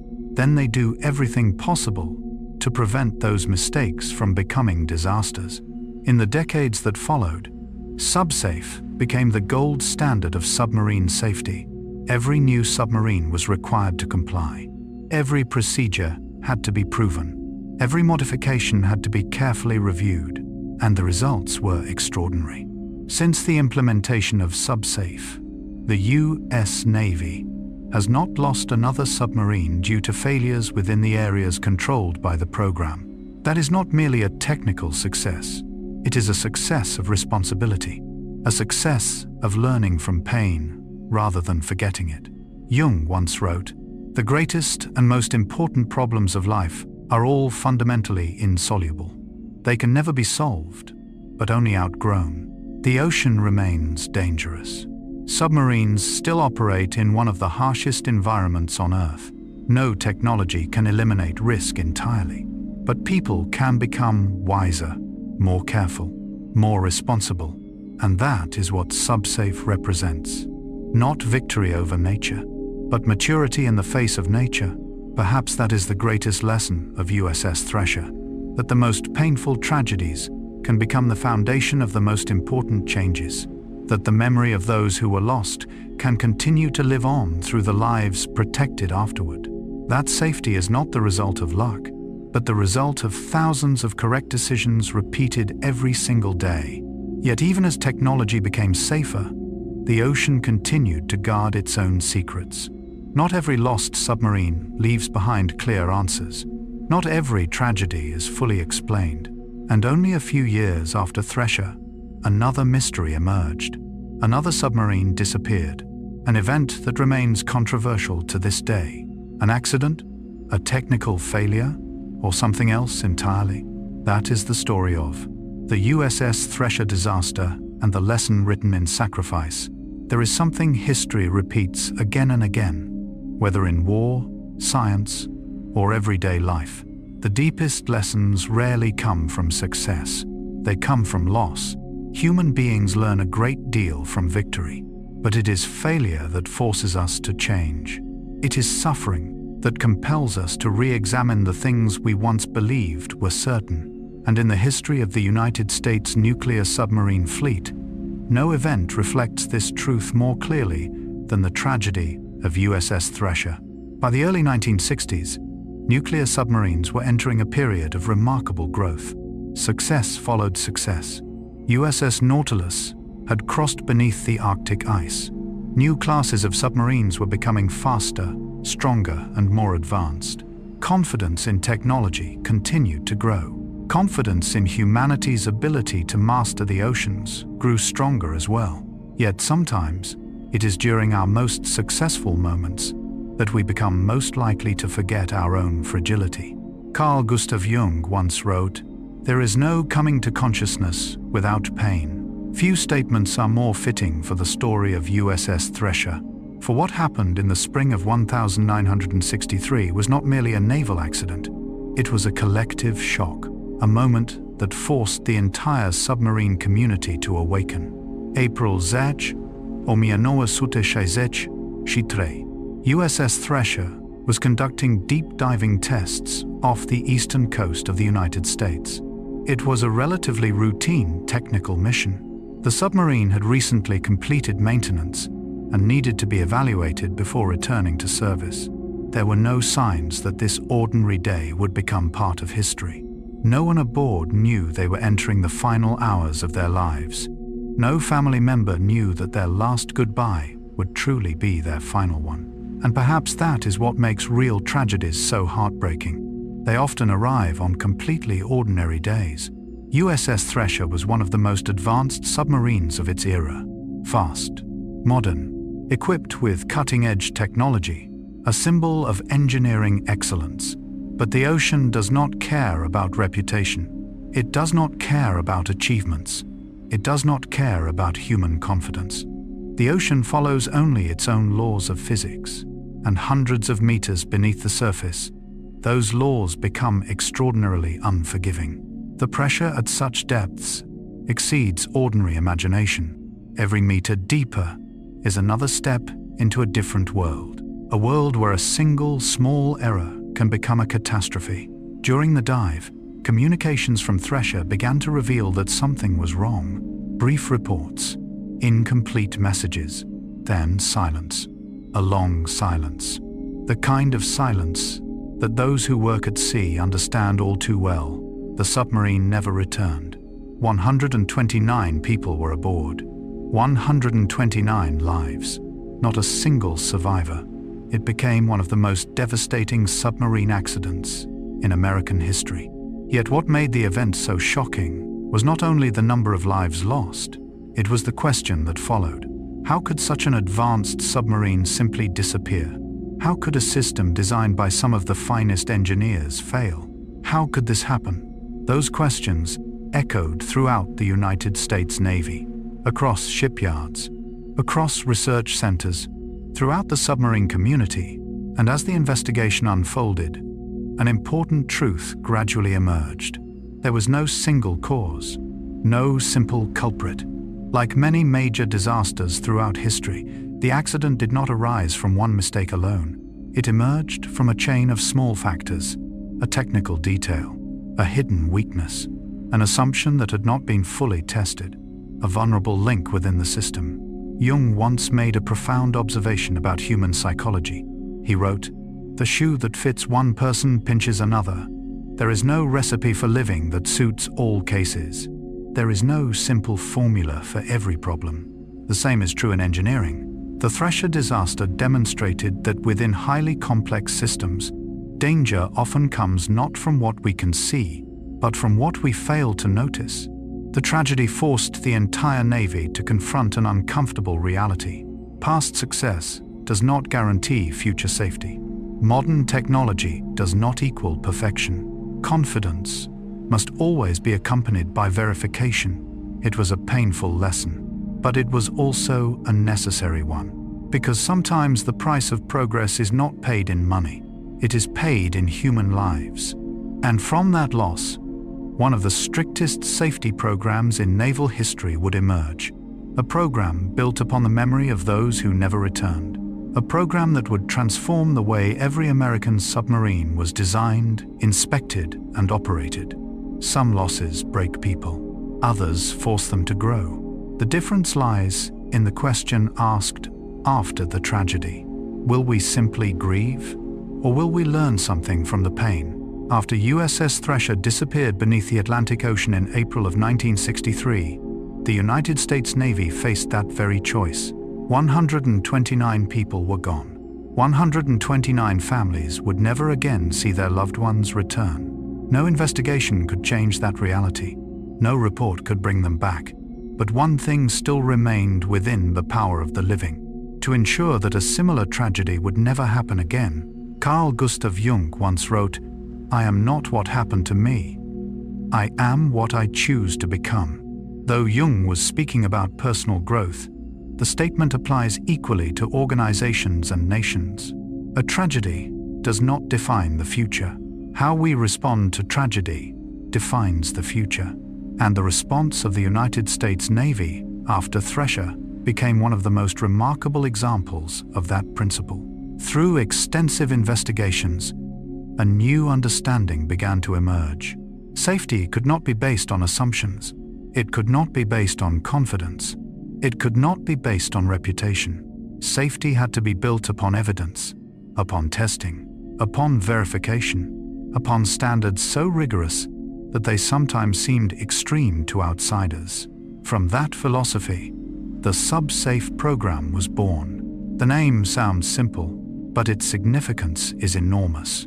SubSafe is not merely a technical procedure. It is a philosophy, a promise, a commitment that every detail related to a submarine's ability to survive must be inspected to the highest possible standard. If a component is installed, its origin must be traceable. If a weld is completed, its quality must be verified. If a system is maintained, the entire process must be documented and inspected. No exceptions, no shortcuts, no room for assumptions. To many people, such measures may seem excessive, but on the ocean floor, good enough is not always enough. Hundreds of meters below the surface, water pressure can crush steel. A damaged rubber seal, a malfunctioning valve, a faulty pipe. On land, such problems might be little more than inconveniences. In the deep sea, they can determine life or death. Jung spent much of his career exploring what he called the shadow. He believed that our greatest dangers often come not from what is obvious, they come from what is overlooked. The things hidden in the dark corners of awareness, the things we would rather not see. The Thresher disaster forced the entire submarine community to look directly into those shadows, to examine assumptions once believed to be true, to question procedures once believed to be sufficient, to scrutinize details once considered insignificant. It was not a comfortable process, but it was a necessary one, because growth always begins with honesty. Honesty about mistakes, honesty about weaknesses, honesty about what must change. What is remarkable is that SubSafe was not built upon perfection. It was built upon humility. Humility before the ocean. Humility before technology. Humility before humanity's own capacity for error. And perhaps that is why the program proved so effective. The best safety systems do not assume that people will always be right. They assume people can be wrong. And then they do everything possible to prevent those mistakes from becoming disasters. Over the decades that followed, SubSafe became the gold standard of submarine safety. Every new submarine had to comply with its requirements. Every procedure had to be proven. Every modification had to be carefully reviewed. And the results were remarkable. Since the implementation of SubSafe, the United States Navy has not lost another submarine due to failures within the areas controlled by the program. That is not merely a technical achievement. It is a triumph of responsibility, a triumph of learning from pain rather than forgetting it. Jung once wrote, "The greatest and most important problems of life are all fundamentally insoluble. They can never be solved, but only outgrown. The ocean remains dangerous. Submarines still operate in one of the harshest environments on Earth. No technology can eliminate risk entirely, but human beings can become wiser, more careful, more responsible, and that is precisely what SubSafe represents. Not victory over nature, but maturity in the face of nature. Perhaps that is the greatest lesson of USS Thresher, that the most painful tragedies sometimes become the foundation for the most important changes. That the memory of those who were lost can continue to live on through the lives protected afterward. That safety is not the result of luck, but the result of thousands of correct decisions, repeated day after day. Yet even as technology became safer, the ocean continued to guard its own secrets. Not every lost vessel leaves behind clear answers. Not every tragedy is ever fully explained. And only a few years after Thresher, another mystery emerged. Another submarine disappeared. a case that remains controversial to this day. An accident? A technical failure? Or something else entirely? That is the story of the mystery of USS Scorpion. There are some stories in history that end with an explanation, a final report, a clear conclusion, a cause that is identified. And over time, the debates slowly fade away. But there are other stories. Stories that, even after decades have passed, still contain gaps that no one has been able to fill. Stories that continue to make people ask questions, continue to speculate, continue to search. Because deep within the human soul, we are drawn to mysteries that remain unsolved. USS Scorpion is one of those stories. If USS Thresher was a tragedy that led to sweeping reforms and clear engineering lessons, USS Scorpion belongs to a different world. A world of theories, suspicions, and secrets resting deep beneath the ocean floor. Carl Gustav Jung once wrote, "The most intense conflicts, if overcome, leave behind a sense of security and calm that is not easily disturbed." But what happens when a story is never truly overcome? What happens when the questions remain? When pieces of the puzzle are still missing? When the truth seems to lie somewhere beneath thousands of meters of dark seawater? That is what has kept USS Scorpion alive in the memory of history. The year was 1968. The Cold War was at one of its most tense stages. American and Soviet submarines silently tracked one another beneath the oceans. It was a game that lasted for years. No gunfire, no smoke, no visible battles. Yet enormous pressure existed beneath the surface. Every sonar signal, every strange sound, every unusual movement could carry strategic significance. USS Scorpion was part of that world.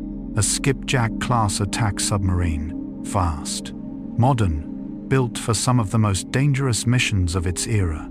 The sailors aboard were accustomed to life beneath the sea. They understood isolation. They understood pressure. They understood the risks that came with their profession. But like the men aboard Thresher before them, they could not know that they were approaching their final chapter. In May 1968, USS Scorpion was returning to base after completing operations in the Atlantic Ocean. Everything appeared normal. Final messages were transmitted. Routine reports were completed. There was no obvious warning of disaster. Then suddenly, silence. The kind of silence every Navy fears. No new signals. No response. No communication. The submarine vanished. And the 129 people aboard vanished with it. At first, many believed it was merely a communications problem. Perhaps the radio systems had failed. Perhaps weather conditions were interfering with transmissions. Perhaps the submarine was engaged in a special mission. But time passed. Hours became days. Days became weeks. And hope slowly gave way to concern. A massive search operation was launched. Ships, aircraft, sonar specialists, all searching for answers. Eventually, the wreck was discovered on the floor of the Atlantic Ocean, more than 3,000 meters beneath the surface, a place that was almost beyond human reach at that time. The images shocked many observers. Scorpion had broken apart, its remains scattered across the seabed. Yet from that moment, the mystery truly began. Because finding the wreck did not mean finding the answer. Quite the opposite. It raised even more questions. What happened? Why did such a modern submarine sink so quickly? What prevented the crew from sending a distress signal? Was it an accident? A technical failure? Or something else? In Jungian psychology, the unknown possesses a unique power. Jung believed that human beings are not only afraid of mysteries, we are also fascinated by them, because the unknown represents the unconscious side of the world, the unexplored, the uncontrollable, the part that exists beyond our certainty. USS Scorpion quickly became such a symbol, a modern mystery resting on the ocean floor, a story in which every theory seems to generate new questions. Some experts suggested that a torpedo may have been responsible, an accident in which one of the submarine's own torpedoes activated unexpectedly. Others suspected mechanical failures. Still others focused on structural issues. And then there were even more dramatic theories. Stories involving secret confrontations with the Soviet Union. Theories that were never fully proven, yet never completely disappeared. Like the shadows Jung often described within the unconscious mind, the less light shines upon them, the larger they grow in human imagination. But perhaps the most thought-provoking aspect of the story is not what we know. It is what we do not know. Because USS Scorpion reminds us that no matter how advanced technology becomes, no matter how confident humanity grows, there are still dark corners we cannot fully illuminate. And from those shadows, the search for truth continues. Yet to understand why USS Scorpion remains a mystery even today, we must look deeper into the theories, the debates, the unanswered questions. Perhaps what makes USS Scorpion one of the most fascinating stories in submarine history is not the fact that it sank. After all, maritime history has witnessed many lost vessels. What makes Scorpion different is that more than half a century later, people still cannot fully agree on the ultimate cause. And within that space between known facts and unanswered questions, imagination begins to work. Carl Gustav Jung once wrote, "The pendulum of the mind oscillates between sense and nonsense, not between right and wrong." Perhaps no example fits that observation better than USS Scorpion, because when an event lacks a definitive explanation, the human mind naturally tries to complete the story. We dislike gaps. We dislike question marks. We dislike the feeling that something remains beyond our understanding. And so the theories emerge. The first theory, and the one many technical experts consider the most plausible, involves a torpedo. Some researchers believe that one of the submarine's torpedoes may have suffered a malfunction. Within the confined environment of a submarine, even a small weapon system failure can quickly become catastrophic. Some theories suggest the crew attempted to manage the emergency. Perhaps they followed emergency procedures. Perhaps they fought against time during their final moments. But beneath the sea, time can be a luxury. A chain of events unfolding too quickly can overwhelm even the most capable crew. Then another theory appeared, one centered on mechanical systems, hidden failures, the immense pressures of the deep ocean, the physical limits that every machine must eventually face. At depths of thousands of meters, the ocean is a force that offers no negotiation, no second chances, no time for repairs, no place to seek shelter. If something fails there, the consequences often unfold within seconds. Yet even these explanations did not satisfy everyone, because USS Scorpion disappeared in 1968, one of the most tense years of the Cold War, a period when American and Soviet submarines constantly shadowed one another in darkness, a time when many military operations were kept under strict secrecy. And from that environment, additional theories emerged. Did Scorpion collide with a Soviet submarine? Was it somehow caught in a secret military incident? Did something happen that the public was never told?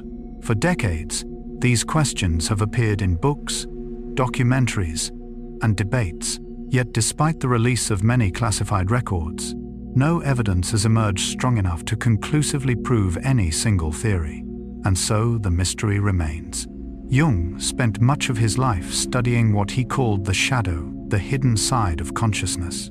He believed that what remains unrecognized often exerts enormous influence over us, not because it is more powerful than truth, but because it has not yet been explained.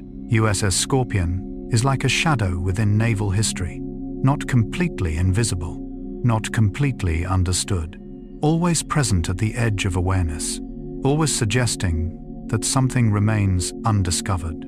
It also reveals something fascinating about human nature. We often think we seek answers, yet sometimes what allows a story to endure is precisely the absence of a final answer. History's greatest mysteries often outlive stories that have already been resolved, because they allow each generation to continue asking questions, to continue reflecting, to continue exploring. Perhaps that is why the ocean occupies such a special place in human imagination. For despite all our technological advances, most of the seafloor remains unexplored. We have walked on the moon. We have sent probes to distant planets. Yet beneath Earth's blue waters, countless mysteries remain. USS Scorpion rests there as a reminder. A reminder that human knowledge always has limits, that science is not the act of knowing everything, but the process of continually searching, that sometimes the most honest answer we can give is, we still do not know. Jung once wrote, "The more we know of ourselves, the more we become aware of what remains unknown." That is true of human psychology, and it is equally true of the ocean. Every discovery creates new questions. Every answer reveals deeper mysteries.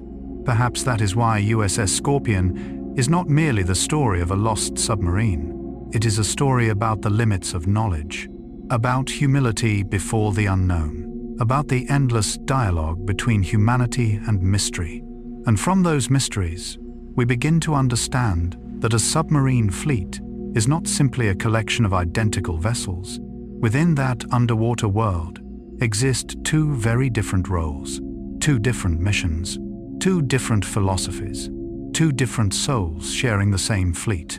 One was born to hunt, the other was born to preserve the balance of the world. That will be the story of the next chapter, the two souls of the submarine fleet.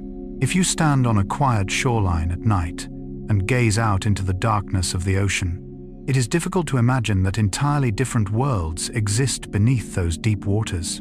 Vessels with no lights, no visible trace, no sound, silently moving through the darkness.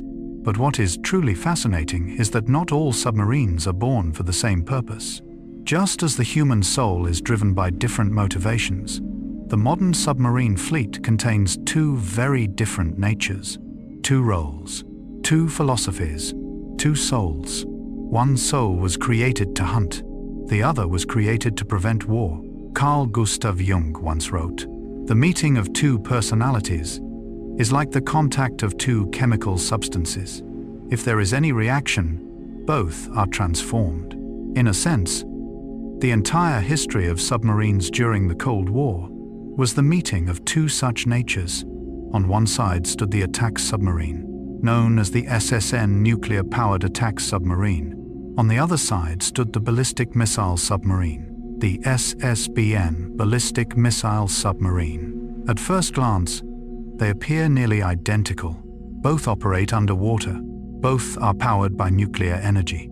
Both are designed to disappear into the vastness of the ocean. But beneath the surface, they represent two fundamentally different philosophies. Let us begin with the SSN. If the ocean were a vast forest, the SSN would be its predator. Fast, agile, always moving, always searching, always listening. Its mission is not to remain still, not to wait, but to act, to track enemy submarines, to gather intelligence, to escort carrier strike groups, to monitor secret military activities. In many ways, an SSN operates like a patient hunter, for weeks, sometimes months, silently shadowing a target, never detected, never making a mistake, because beneath the sea, the one who hears first is often the one who survives. This makes the SSN one of the most sophisticated machines ever created. Yet what is remarkable is not merely the technology, it is the psychology behind it. To become an effective hunter, one must first learn patience. Not passive patience, but alert patience. A state of readiness that remains prepared to act, yet refuses to act too soon. Jung observed that one of the signs of maturity is the ability to control impulses, not reacting immediately, not acting purely from emotion, but waiting for the right moment. Attack submarine crews understand this better than most. There are missions in which the majority of time is spent simply listening to the distant sound of propellers, listening to the faintest vibrations in the water, listening to the ocean tell its story. In that world, sound becomes language. Every noise carries meaning. Every signal may reveal the presence of another vessel, a battle fought with ears instead of eyes. a hunt conducted in complete darkness. Yet elsewhere, within the submarine fleet, exists an entirely different soul. If the SSN is the hunter, the SSBN is the guardian. If the SSN constantly moves in search of its opponent, the SSBN exists to ensure that no one ever finds it. This is the fundamental difference. An attack submarine succeeds when it locates its target. A ballistic missile submarine succeeds when nobody locates it. SSBNs carry strategic nuclear missiles, weapons capable of changing the fate of nations. Yet paradoxically, their greatest purpose is not to use those weapons. Their purpose is to ensure that they never need to be used. That is the essence of deterrence, an invisible presence, a silent reminder that any attack would carry an unacceptable cost. Jung once wrote, "Where wisdom reigns, there is no conflict between thinking and feeling." Perhaps the philosophy of the SSBN reflects that same spirit. Its greatest strength lies not in action, but in the ability to avoid action, not in starting war, but in preventing it, not in destruction, but in maintaining balance. It is a form of power very different from what people often imagine. Throughout history, we have celebrated those who won battles, yet sometimes the individuals who prevent battles from happening at all have the deepest influence on the world. And here we begin to see something remarkable. Two kinds of submarines, two different missions, two different approaches, yet both existing within the same strategic ecosystem, like two sides of the same coin, like two dimensions of the human psyche. One part constantly seeks exploration, action, movement, forward momentum. The other seeks protection, stability, the prevention of chaos. But how do these two souls work together to form the foundation of America's underwater power? And why did their simultaneous existence help shape the entire Cold War era? When viewed through the lens of history, the true strength of the U.S. submarine fleet was never merely its technology, not merely its nuclear reactors, not merely its missiles or sophisticated sonar systems. Its true strength was balance, a delicate balance between two seemingly opposite roles, between action and restraint, between pursuit and protection, between movement and stillness. Carl Jung spent many years studying what he called the reconciliation of opposites within the human soul. He believed that maturity does not come from eliminating one part of oneself. It comes from learning how to integrate different parts into a greater whole. He once wrote, "The reconciliation of opposites is a major problem of life." Seen through that perspective, the SSN and the SSBN resemble opposing forces existing within a single system. One represents initiative, the other represents patience. One searches, the other waits. One enters the darkness to find its adversary, the other enters the darkness so that no one can find it. Yet it is precisely this combination that creates strategic effectiveness. Imagine a world containing only SSNs, a fleet composed entirely of hunters, submarines that track targets, collect intelligence, monitor adversaries. Such a fleet would possess extraordinary awareness, but it would lack the ultimate layer of deterrence. It would lack the silent reminder that any war could carry consequences too terrible to accept. Now imagine the opposite, a world containing only SSBNs, silent guardians, submarines carrying strategic missiles. Such a fleet would create powerful deterrence, but it would lack eyes. It would lack ears. It would lack the ability to understand what is happening beneath the ocean's surface. That is why the two submarine types do not compete. They complement one another, like instruments within a symphony orchestra. Not every instrument plays the same melody, yet together they create a complete composition. This reflects a deeper truth about life itself. Human beings are often attracted to simple stories. We prefer heroes and villains, clear explanations, choices between right and wrong. But reality is usually far more complex. Jung understood this. He believed maturity begins when we accept the multidimensional nature of the world, when we recognize that two seemingly opposing forces may both be necessary. The SSN and the SSBN demonstrate precisely that. One submarine helps us understand the world, the other helps stabilize it. One functions as the eyes, the other functions as the heart. One observes, the other sustains the rhythm of strategic balance. What is remarkable is that both operate in the same environment, the same ocean, the same darkness, the same isolation, yet they exist for different purposes. This recalls one of Jung's most insightful observations. Knowing your own darkness is the best method for dealing with the darknesses of other people. In the submarine world, understanding one's role is just as important as understanding one's adversary. An SSN cannot fulfill its mission by trying to become an SSBN. An SSBN cannot succeed by behaving like an SSN. Each must remain faithful to its own nature, and together they create collective strength. Perhaps there is a lesson here for all of us. Not everyone is born to play the same role. Not everyone must lead. Not everyone needs to stand beneath the spotlight. Some people are pioneers. Some are protectors. Some create change. Others preserve what matters most. All are necessary. During the most dangerous years of the Cold War, hundreds of submarines quietly carried out their missions. No one saw them. No one applauded when they succeeded. There were no victory parades, no historic speeches, only the ocean, silence, and responsibility. Yet those anonymous sailors helped maintain a fragile balance for decades, a balance that much of the world today takes for granted. Jung once wrote, "In all chaos there is a cosmos, in all disorder a secret order." From the outside, the Cold War appeared chaotic, filled with suspicion, tension, and dangerous confrontations.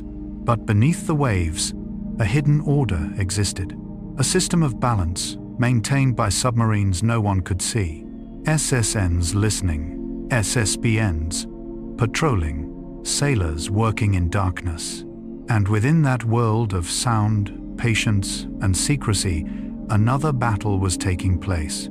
A battle fought not with artillery, not with bombs, not with missiles, but with the ability to listen, with faint signals traveling through seawater, with the persistence of hunters tracking their targets for weeks at a time. A contest in which the side that detected first held the advantage. But before we can understand that hunt, we must first understand what made submarines the most important component of America's nuclear deterrence system. That will be the story of the next chapter, the heart of America's nuclear triad. Some ideas change history, not because they are beautiful, not because they inspire, but because they force the world to think differently about survival. In the 20th century, as humanity entered the nuclear age, a question began to haunt political leaders, military strategists, and ordinary citizens alike. What would happen if nuclear war actually broke out? This was no longer a question for science fiction writers, no longer a vague fear. For the first time in history, humanity possessed the ability to destroy its own civilization. And once that possibility emerged, every concept of national security had to evolve with it. Carl Gustav Jung once wrote, "The greatest danger to man is man himself." It is a simple statement, yet a profound one. For thousands of years, natural disasters, disease, and the forces of nature were among humanity's greatest threats. But in the atomic age, mankind faced a new reality. The greatest danger no longer came from nature. It came from humanity itself. Against this backdrop, the United States began constructing a system of defense and deterrence unlike anything that had existed before, a system known as the nuclear triad. At first glance, the term sounds technical, yet behind it lies a remarkably important idea. If a nation wishes to maintain a credible nuclear deterrent, it cannot place all its hopes in a single type of weapon. Any system can be attacked. Any base can be destroyed. Any plan can fail. Therefore, instead of relying on one pillar, the United States built three. three independent forces designed to support one another. The first was the Strategic Bomber Force, aircraft capable of carrying nuclear weapons across thousands of kilometers. The second was the Intercontinental Ballistic Missile Force, missiles stationed on land and capable of launching within minutes. And the third was the Ballistic Missile Submarine Fleet, invisible vessels patrolling somewhere across the world's oceans. Three components, three approaches, three layers of protection. Yet over time, one reality became increasingly clear. Among all three pillars, submarines possessed a characteristic the others could rarely match: survivability. Imagine the worst possible nuclear crisis. Land-based missile silos can be identified. Strategic airfields can become targets. But submarines hidden beneath the ocean are an entirely different matter. No one knows exactly where they are. No one knows which direction they are traveling. No one knows when they might emerge. And it is this invisibility that creates their power. Jung spent years studying the unconscious mind. He observed that what human beings cannot see often influences them more deeply than what they can. Darkness carries greater psychological power than light. Mystery stimulates the imagination more intensely than certainty.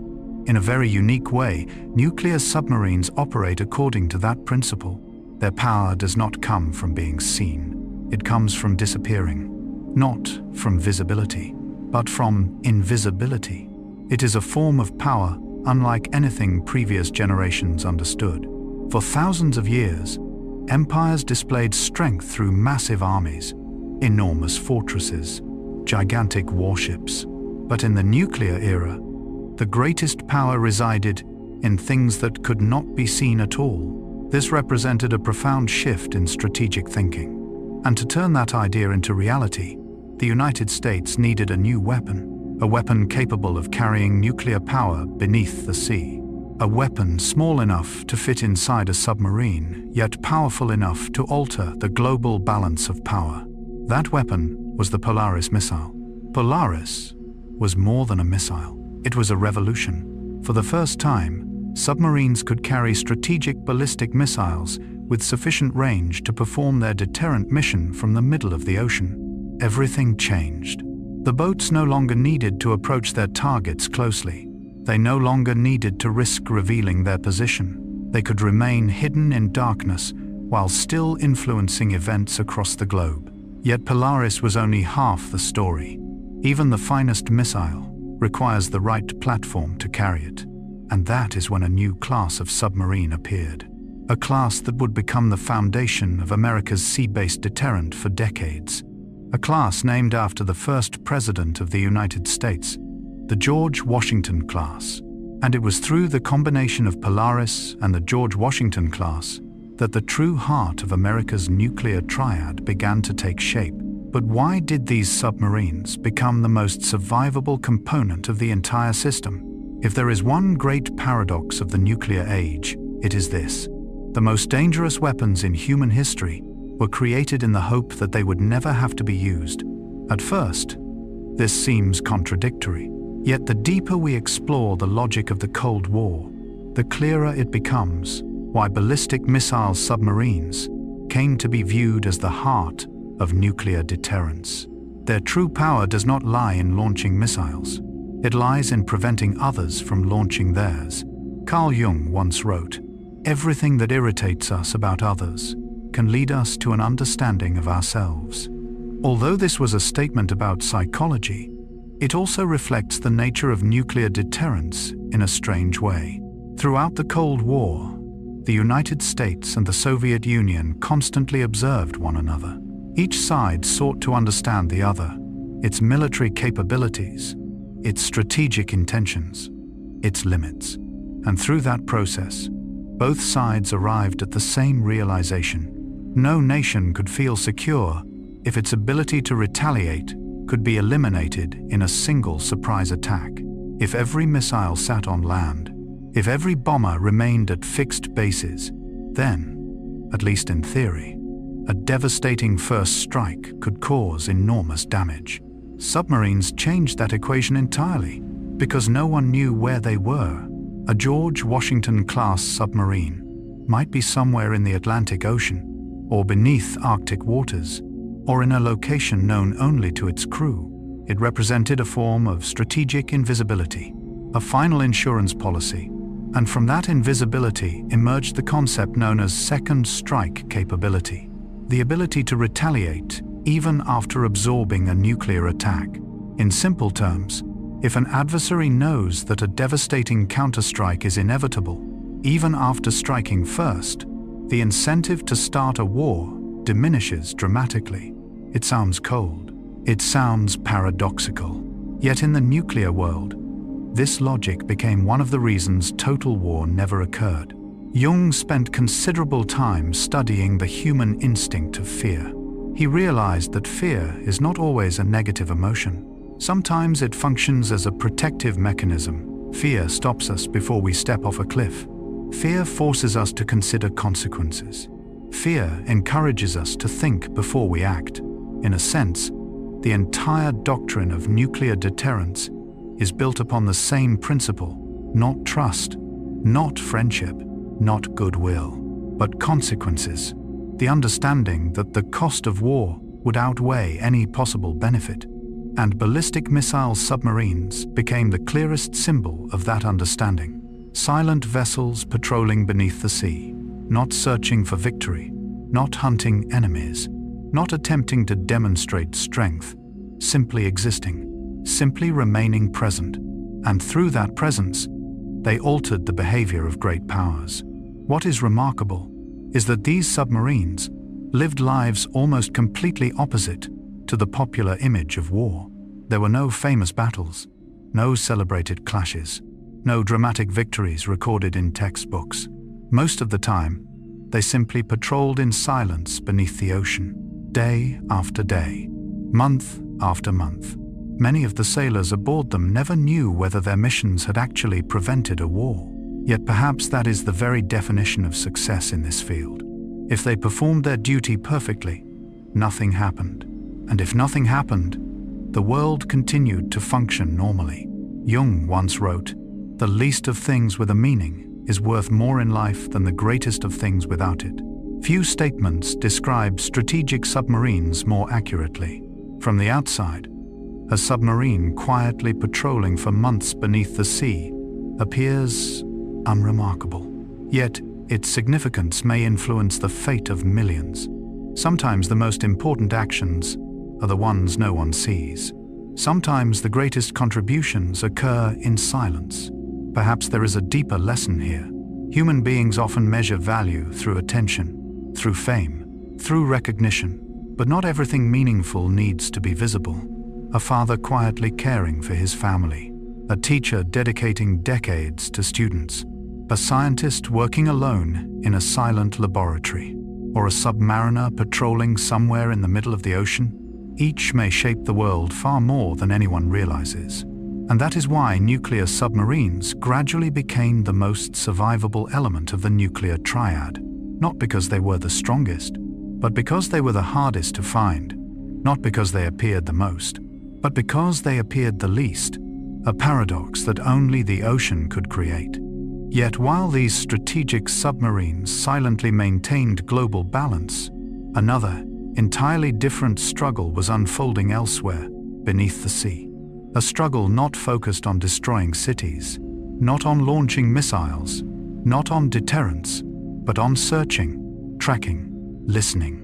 A contest in which every sound mattered, every vibration could reveal the location of an adversary. A contest in which the side that heard first gained the advantage. It was the secret hunt that lasted for decades between American and Soviet submarines.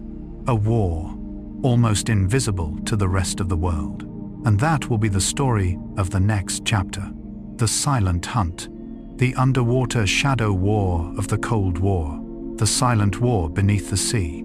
If the great battles of history are remembered through the thunder of cavalry charges, the roar of artillery, or the scream of jet engines across the sky, then there was another war that left almost no sound in humanity's memory.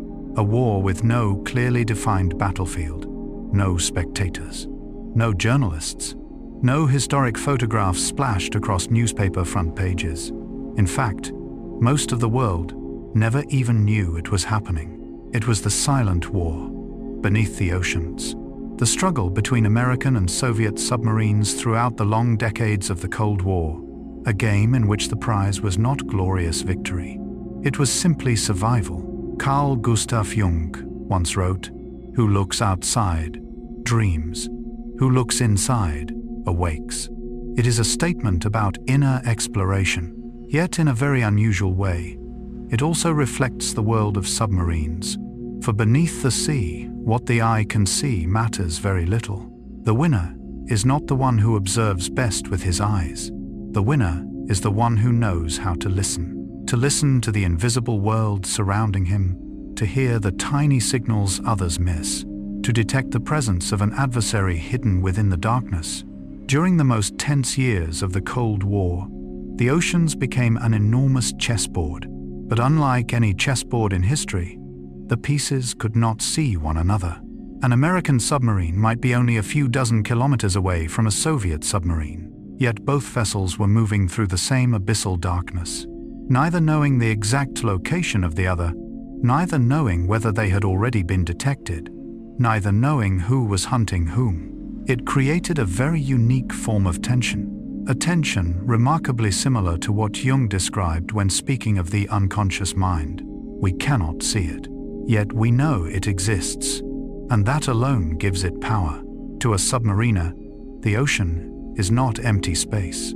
It is a world overflowing with sound, the sound of propellers, the sound of moving water, the sound of engines, the sound of tiny vibrations traveling through steel hulls. Every sound carries information. Every sound tells a story.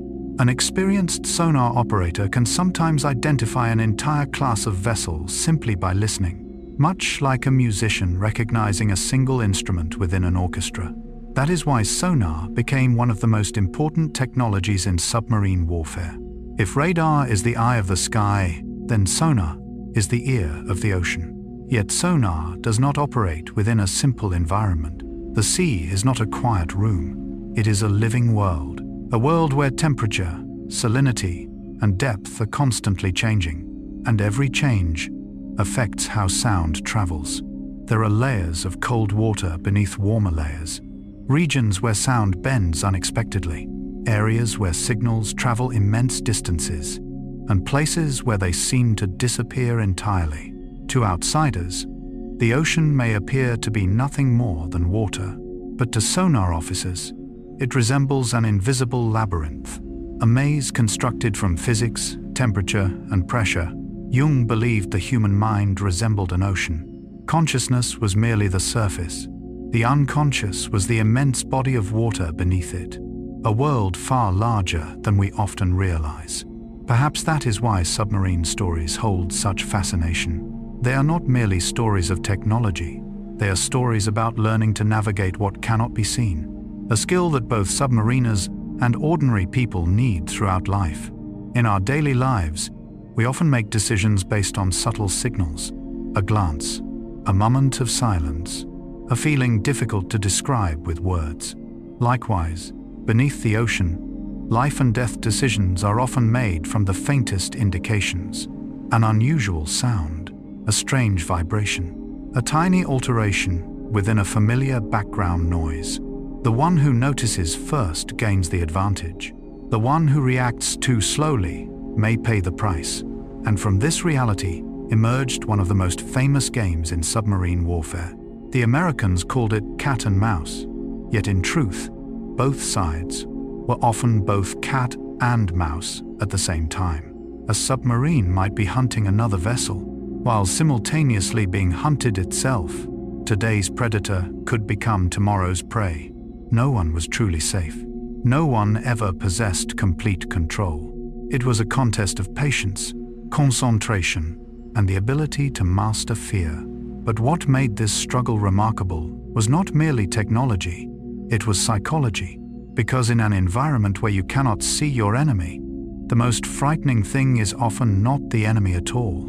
It is your own imagination. And it is precisely here that the underwater war begins to touch the deeper layers of the human mind, the same layers Carl Jung spent his entire life exploring. There is something peculiar about fear.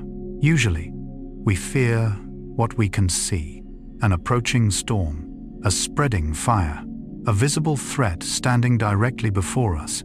Yet some of our deepest fears emerge from what remains unseen, things hidden somewhere within the darkness, things we know could appear, but never know when. In submarine warfare, that feeling existed every day. A sonar operator sitting before his console, an officer carefully listening to sounds traveling through hundreds of kilometers of seawater, a captain attempting to determine whether a newly detected noise is merely a current or the sign of an enemy submarine. Everything happens in silence. Yet that silence carries enormous pressure. Carl Jung once wrote, "One does not become enlightened by imagining figures of light, but by making the darkness conscious."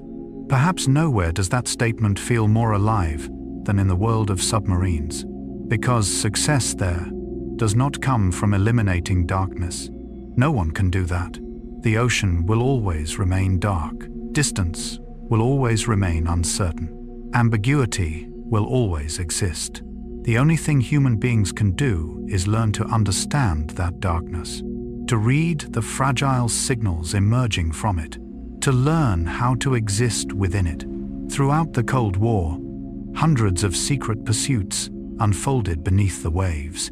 There were no gunshots, no victory declarations, no medals for those involved.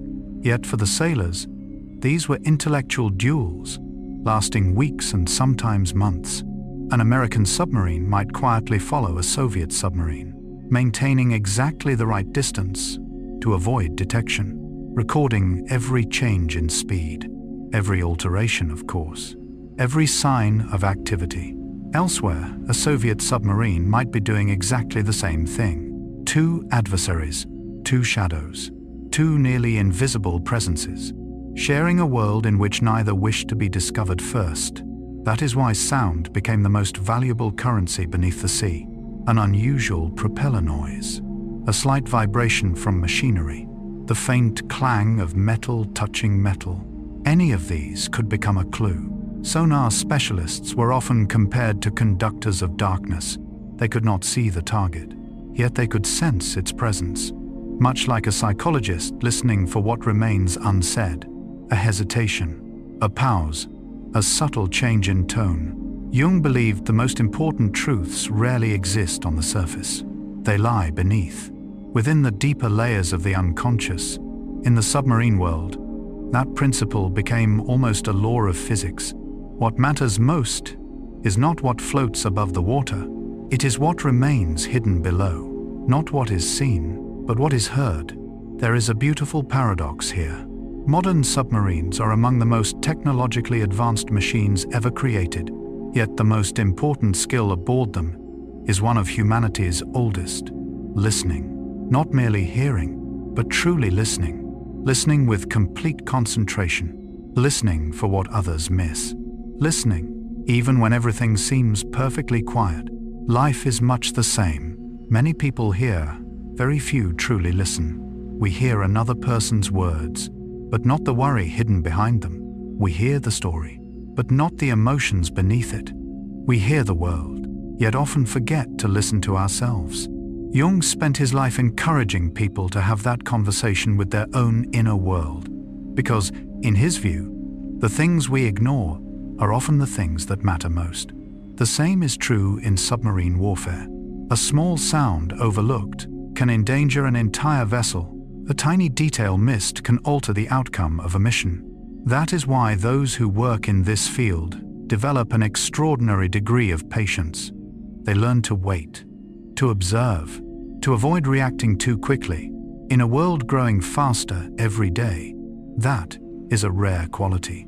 And perhaps it is a lesson worth reflecting on before drifting off to sleep.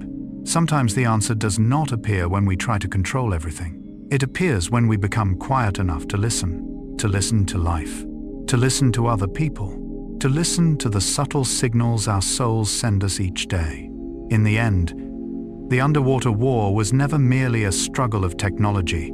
It was a struggle of awareness, of attention, of the ability to perceive the invisible. And within that struggle, another role for submarines began to emerge. No longer merely hunters, no longer merely nuclear guardians, but perfect spies, invisible witnesses capable of reaching places no one else could. Intelligence tools operating deep within an adversary's most secret waters. And that brings us to one of the boldest missions of the Cold War. A mission in which silence became a weapon, and information became a treasure more valuable than missiles themselves. That is the story of the next chapter. Operation Ivy Bells, the most daring underwater spy mission of the Cold War. Spies beneath the ocean. For most of human history, when we think of espionage, we think of people, agents operating under false identities, secret meetings in the shadows, encrypted messages passed between nations, faceless individuals living along the fragile boundary between loyalty and betrayal. But as the Cold War entered its most intense years, the very concept of espionage began to change.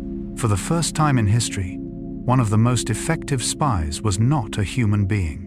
It was made of steel, powered by nuclear energy, moving silently through the darkness of the ocean. It needed no passport, no cover story, no false identity. It was a submarine. Carl Gustav Jung once wrote, "The world will ask you who you are, and if you do not know, the world will tell you." It is a statement about identity, yet it also invites us to consider another question. How well does a nation truly understand the world around it? For in every age, information has been a form of power. Those who understand more possess an advantage. Those who see what others cannot see make better decisions. Those who know what is coming have a greater chance of avoiding disaster. And during the Cold War, nothing was more valuable than information. The two superpowers were not merely competing with missiles, not merely competing with warships, not merely competing with nuclear warheads. They were competing in understanding what the other side was thinking, understanding what it was preparing, understanding what was happening behind the curtain of secrecy. That is why intelligence operations became an essential part of a confrontation that lasted for decades. But there was a problem. The Soviet Union was enormous. Many military facilities were buried deep within its territory. Much of its most important information was heavily protected, and the most critical communications often did not travel through radio waves. They traveled through cables resting on the floor of the sea, invisible pathways carrying thousands of military communications every day. If someone could listen to those conversations, they could learn a great deal about their adversary. But how could they reach them? How could they place listening devices inside waters, protected by a nuclear superpower? How could they do so without being discovered? That was when a daring idea emerged. An idea that led to one of the most remarkable intelligence operations of the Cold War. Operation Ivy Bells. If many military operations are built upon strength, Ivy Bells was built upon patience. If many operations depend on speed, Ivy Bells depended upon stillness. If many operations rely on firepower, Ivy Bells relied upon the ability to disappear. And at the center of this story was a submarine called USS Halibut. Originally, Halibut had been designed for an entirely different mission, but over time, it was transformed for special operations. Missions never discussed publicly, never reported in newspapers, never mentioned in official speeches. Missions that existed entirely in the shadows, and that made it the perfect tool for underwater espionage. Jung spent much of his life studying the unconscious mind. He believed that many of the forces shaping our lives operate beyond direct sight. We see only the surface. The deeper motivations often remain hidden. The Cold War was much the same. The world saw summit meetings, political speeches, arms races. But beneath the surface, another conflict was unfolding. A quieter conflict. A war of information. And USS Halibut became one of the most effective instruments in that struggle. Its mission was not to launch missiles. not to sink enemy ships, not to engage in battle. Its mission was to listen, a task that sounds simple, yet in reality, it was extraordinarily difficult. For beneath the ocean floor there are no road signs, no sunlight, no familiar landmarks, only darkness, cold, and the crushing pressure of the sea. The crew had to search for communication cables resting deep on the ocean floor, determine their exact location, approach without drawing attention, and then install sophisticated listening devices. Any mistake could compromise the entire operation. Any error could trigger an international crisis. Yet what makes this story fascinating is not merely its technical complexity, it is its deeper meaning. For the first time, a submarine was no longer merely a warrior. It became an observer, a listener, a spy beneath the ocean. And perhaps that reflects a very ancient truth. That understanding is often more valuable than strength. Knowing what an adversary is doing can matter more than possessing another weapon. Foreseeing danger can be more valuable than reacting to it after it appears. Yet as USS Halibut began carrying out these secret missions, a deeper question gradually emerged. Does seeing everything truly create security? Or can knowing too much create burdens of its own? There is a fascinating paradox throughout human history. We often believe that power comes from what can be seen. Tall walls, large armies, massive warships, terrifying weapons. Yet the deeper we move into the modern world, the more we realize that true power often lies in the invisible. Information, knowledge, understanding, the ability to see what others cannot see, the ability to hear what others cannot hear. Operation Ivy Bells became a perfect example of this reality.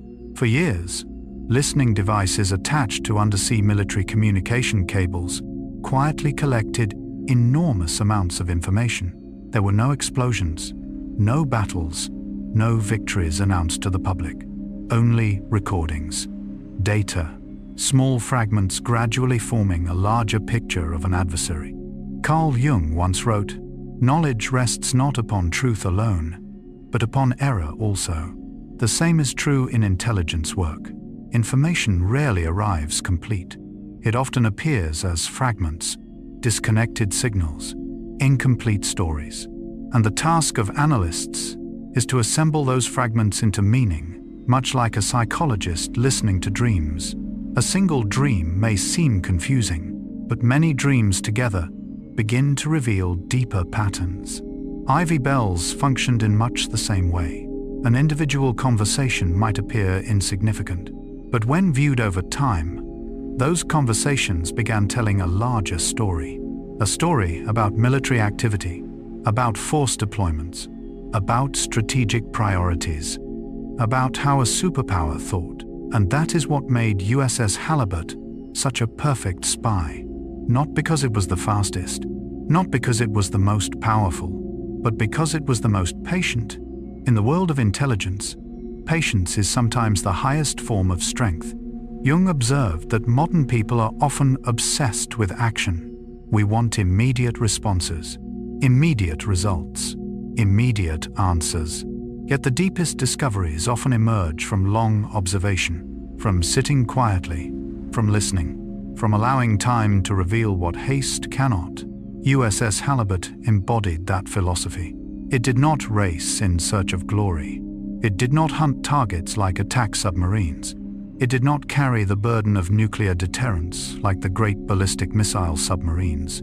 Instead, it performed a far simpler task. It observed.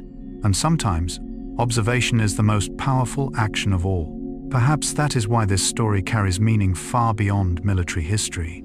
For if we look closely, Ivy Bells is not merely an intelligence operation. It is a story about human curiosity, about our desire to understand the world, about our need to reduce uncertainty. In Jungian psychology, anxiety often emerges when human beings confront the unknown. We fear what we do not understand. We fear what we cannot control. We fear what remains hidden in the darkness. And much of intelligence work is ultimately an attempt to make that darkness more understandable. Yet another question appears. does greater knowledge always bring peace? Or does greater knowledge simply reveal how much remains unknown? Jung once wrote, "The more we know of ourselves, the more we become aware of what remains unknown. That is the paradox of knowledge. Every answer creates new questions. Every secret uncovered reveals deeper mysteries." Even though Operation Ivy Bells succeeded for many years, it did not make the world simpler. It merely allowed people to see more clearly how complex the world truly was. And perhaps that is the greatest lesson of all. Not every mystery exists to be conquered. Not every unknown can be completely explained. Sometimes the value lies within the search itself, in continuing to observe, continuing to learn, continuing to ask questions. What is remarkable is that all of this was accomplished by a steel machine moving silently across the ocean floor, a vessel no one could see, a spy no one knew existed, a silent witness to history.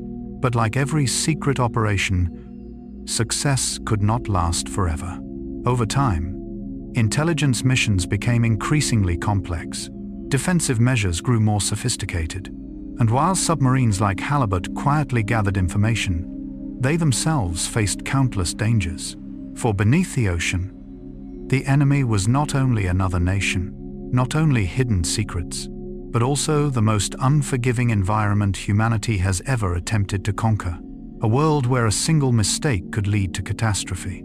A world where seawater, fire, pressure, and machinery remained ever-present, invisible threats. And that is where our story continues. A chapter about the dangers that constantly stalk those who travel beneath the ocean floor. The enemies within fire, water, and the hidden dangers of life under the sea. The ever-present dangers beneath the sea. When people think about war, we usually think about enemies. An army on the other side of the battlefield. A fleet approaching from the horizon. A rival nation pursuing its own ambitions. In our imagination, danger often has a face, a name, a flag, a recognizable shape. But for those who live and work beneath the ocean, reality is different. There, the most terrifying enemy often belongs to no nation at all. It has no consciousness, no emotions, no hatred, only the cold and unforgiving laws of nature. And that is precisely why the ocean remains one of the most unpredictable adversaries humanity has ever faced. Carl Gustav Jung once wrote, "Nature is not only all that is visible to the eye, it also includes the inner pictures of the soul." Perhaps no statement captures the deep sea more perfectly, for the ocean has always possessed two faces. One face is peaceful, sunlight dancing across gentle waves, quiet coastlines, moments that remind us how beautiful and small we are in the presence of nature. Yet beneath that shimmering surface lies an entirely different world. A world where pressure can crush steel, where darkness stretches endlessly, where a single mistake can become a catastrophe in seconds. Submariners understand this better than anyone. They do not merely live with technology, they live with risk. Every day, every hour, every minute. One of the greatest dangers is underwater collision. It sounds simple, but beneath the ocean, collisions are nothing like they are on land. There are no lanes, no traffic lights, no clear visibility. Two massive objects can move through the same darkness without ever seeing one another. Throughout the Cold War, there were numerous occasions when submarines from rival powers passed dangerously close, sometimes only a few meters apart. Sometimes collisions actually occurred. These incidents served as reminders that no matter how advanced technology becomes, the ocean remains a realm of uncertainty. Yet if collision is a danger from the outside, fire is a danger from within. It is a strange paradox. Surrounded by thousands of tons of water, one of the things submariners fear most is fire. A single electrical spark, an overheated component, a minor malfunction. Any of these can trigger disaster. On land, when a fire breaks out, people can run outside, open a door, escape the danger zone.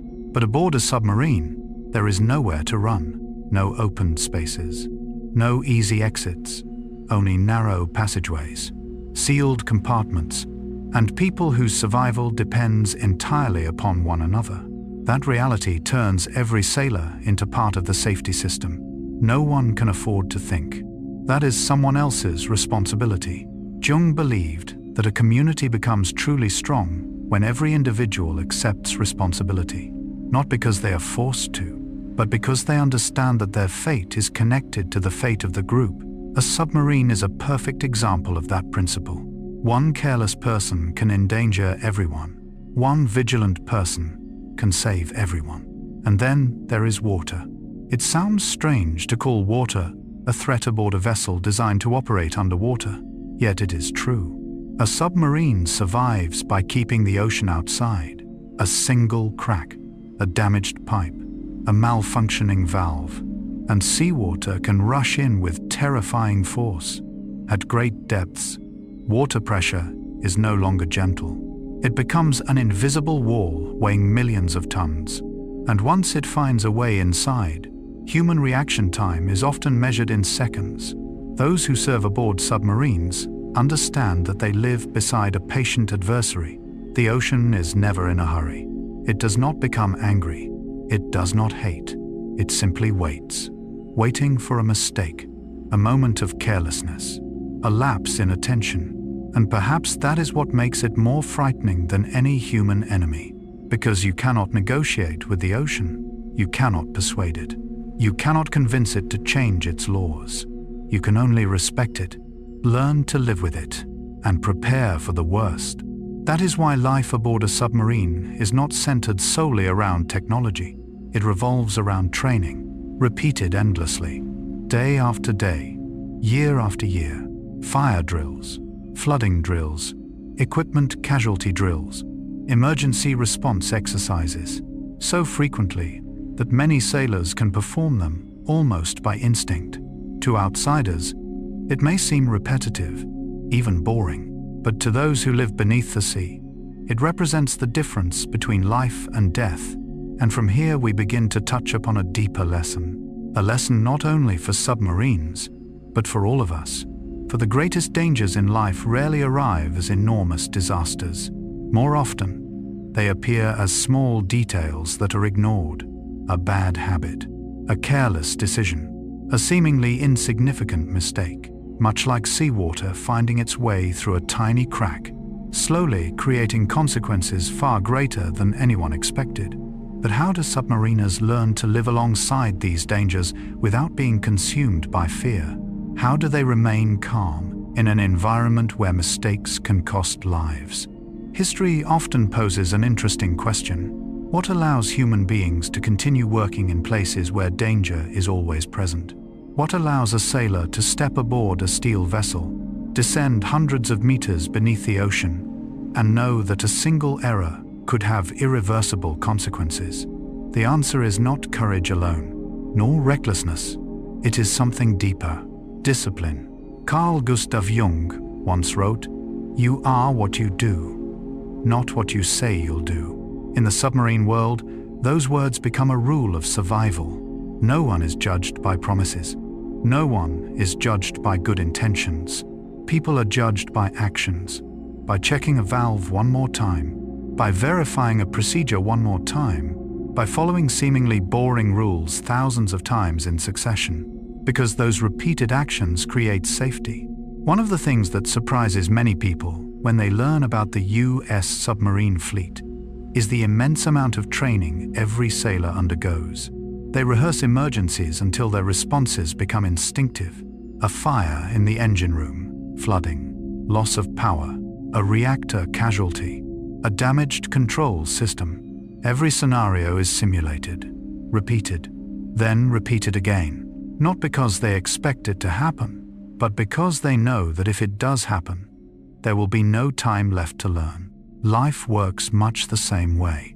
Many people believe strength appears during a crisis, but Jung saw things differently. He believed that what emerges during a crisis was built long before the crisis arrived. Character is not created in moments of trial. Character is revealed in moments of trial. Submarines provide a perfect illustration of that truth. A sailor who remains calm during an emergency is not calm because he feels no fear. He remains calm because he has prepared so thoroughly for that moment. The fear is still there, but discipline is stronger than fear. That is a very special kind of victory. Not victory over an enemy, but victory over oneself. Jung once wrote, "The most terrifying thing is to accept oneself completely." Acceptance here does not mean surrender. It means understanding one's limitations, recognizing that human beings can make mistakes, can lose focus, can become complacent. And because of that understanding, they build systems of verification, systems of inspection, strict standards. Not because they distrust people, but because they understand people, because they understand that anyone can make a mistake. One of the greatest lessons in submarine history is this: accidents rarely begin with a single major error. They usually begin with many small ones. A detail overlooked, a warning ignored, a shortcut taken, a decision that seemed harmless, like tiny drops of water falling upon stone. Each drop appears insignificant, yet over time, they reshape the rock itself.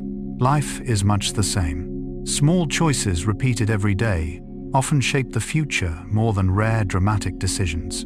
A good habit maintained, a principle upheld, a responsibility fulfilled. These things do not create dramatic moments, but they create foundations. And foundations matter more than appearances. For submariners, that lesson is present every day. They live in an environment where there is no room for complacency, because the ocean does not care who you are. It does not care how much experience you have. It does not care how many times you have succeeded before. If you make a mistake, the ocean responds according to its laws. Perhaps that is what makes the deep sea such a remarkable teacher. It teaches humility. It teaches limits. It teaches that respect for reality is always more valuable than excessive confidence. Jung recognized that one source of crisis is the illusion of control. Human beings often believe they control more than they truly do. We underestimate risk, overestimate our abilities, and the gap between those beliefs and reality is where problems emerge. The best submariners understand the opposite. They do not try to conquer the ocean. They learn to work with it. They do not deny danger. They prepare for it. They do not pretend to be invincible. They build systems designed to survive even when things go wrong. That philosophy extends far beyond military life. It is a philosophy for living. A philosophy reminding us that true strength does not come from eliminating all risk. It comes from facing risk with awareness, without panic, without arrogance, without despair, simply preparing as well as possible, and then continuing forward. When we look back across the history of the nuclear submarine fleet, we begin to realize that these vessels are more than technological achievements. They are demonstrations of humanity's remarkable capacity to adapt, to learn from mistakes, to improve continuously, to transform painful lessons into foundations for the future. And because of that ability, nuclear submarines continued evolving across generations, from the pioneering Nautilus to increasingly advanced, quieter, and more capable classes of submarines. A journey stretching from the earliest years of the Cold War all the way into the 21st century. And that will be the final chapter of our journey beneath the ocean depths. From Nautilus to Virginia, the evolution of the modern nuclear submarine. From the Cold War to the 21st century. Some machines are born for a particular era, and when that era ends, they disappear with it. The war chariots that once shook ancient battlefields now rest quietly in museums. The fortresses once considered impregnable have become ruins covered in moss and time. Yet some inventions transcend the age that created them. They do not merely survive. They continue to evolve. They continue to adapt. They continue to shape the world in ways their creators could never have imagined. Nuclear submarines are among them. When USS Nautilus departed port in 1955, with its famous message, "Underway on nuclear power," Very few people could have imagined that nearly a century later, its descendants would still be silently patrolling beneath the oceans, still operating in darkness, still playing a vital role in the balance of global power. Carl Gustav Jung once wrote, "Life is not static. Every age demands a new adaptation." Perhaps no phrase better describes the journey of the United States nuclear submarine fleet. For when the Cold War ended, many believed these vessels would gradually lose their importance. The Soviet Union collapsed. The threat of all-out nuclear war diminished. The Iron Curtain fell. A new era began. Yet the oceans remained. New challenges emerged. New conflicts appeared. And submarines adapted once again, like a living organism evolving with its environment. During the final decades of the Cold War, one submarine class became the symbol of American undersea power. The Los Angeles class. Faster, quieter, far more capable than previous generations. If the earliest nuclear submarines were pioneers exploring an unknown frontier, the Los Angeles class represented masters who had truly learned how to live beneath the sea. More than 60 were built. For decades, they formed the backbone of the U.S. submarine force. But history never stands still. And eventually, a new class emerged. A class born from the intense competition with the Soviet Union. The Seawolf class. If Los Angeles was an exceptional warrior, Seawolf was that warrior pushed to its absolute limits. Quieter, more powerful, capable of operating in the harshest environments on Earth, especially beneath the thick ice of the Arctic. Yet Seawolf arrived at precisely the moment the world changed. The Cold War ended. The threat it had been designed to confront gradually disappeared. As a result, only a small number were completed. It created an interesting paradox. Sometimes the most advanced machines are not the most influential. Because technology never exists in isolation, it is always shaped by history. Jung observed that maturity is not about becoming stronger forever. It is about learning to change when circumstances change. The US submarine fleet learned that lesson well. As the world entered the 21st century, new challenges emerged. Terrorism, regional conflicts, asymmetrical warfare, special operations, global intelligence gathering. And from those challenges came another new class, the Virginia class. If Seawolf had been designed to confront a superpower, Virginia was designed for a far more complex world. A world where information could be as valuable as firepower, where gathering intelligence might matter as much as launching missiles, where covert operations could influence history more than public battles. The Virginia class became the embodiment of flexibility. It could hunt submarines, launch Tomahawk missiles, support special operations forces, conduct intelligence missions lasting for months. A multi-purpose tool for a new century. Yet despite all the changes in the world, one role never disappeared: nuclear deterrence. And at the center of that mission stood vessels carrying a familiar name, the Ohio class, the silent giants of the ocean, floating fortresses beneath the sea, submarines capable of carrying dozens of strategic ballistic missiles. If Virginia represented the eyes and ears of the fleet, Ohio represented its quiet heart. But what allows these vessels to maintain such a unique position in the 21st century? And why, in an age of satellites, artificial intelligence, and global surveillance, does the ability to remain unseen still represent one of the most valuable forms of power? There is a beautiful paradox in the history of power. We usually assume that strength must be visible. A king needs a throne. An empire needs marching armies. A nation needs symbols that demonstrate its status. Yet in the 21st century, one of humanity's most effective instruments of power operates according to the exact opposite principle. The less it is seen, the more formidable it becomes. The more completely it disappears from sight, the greater its strategic value. That instrument is the nuclear submarine. Carl Jung once wrote, "The deeper the layer that we reach in our minds, the more collective and universal it becomes.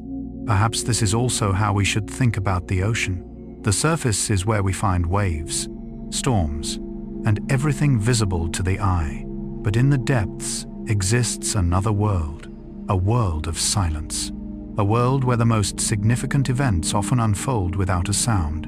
Nuclear submarines belong to that world, and remarkably, after more than half a century of development, their importance has not diminished. If anything, it has expanded. Today, a modern submarine can perform missions that the pioneers of the nuclear age could scarcely imagine. It can launch Tomahawk cruise missiles with extraordinary precision, support special operations forces across the globe, gather electronic intelligence, monitor military activity for months at a time, maintain a credible nuclear deterrent.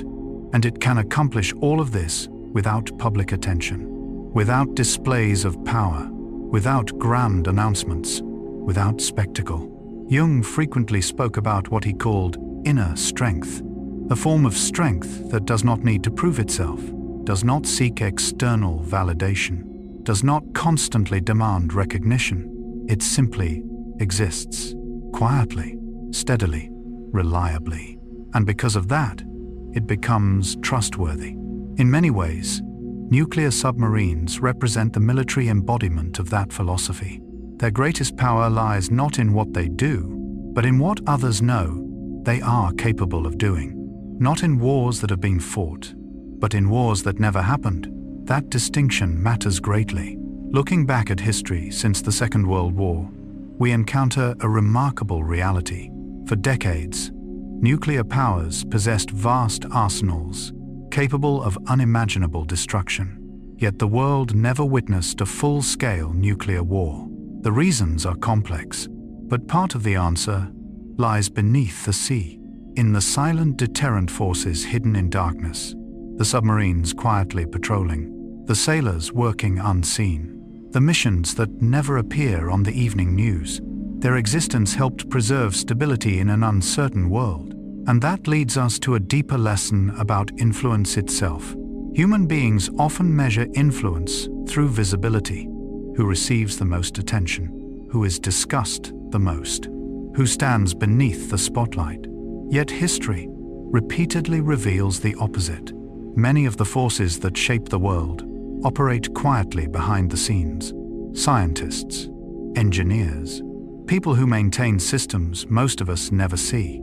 And submariners belong among them. Jung once wrote, "Your vision will become clear only when you can look into your own heart." It is a reminder that the most important things are rarely found on the surface, not in appearances, not in image, not in spectacle, but in depth.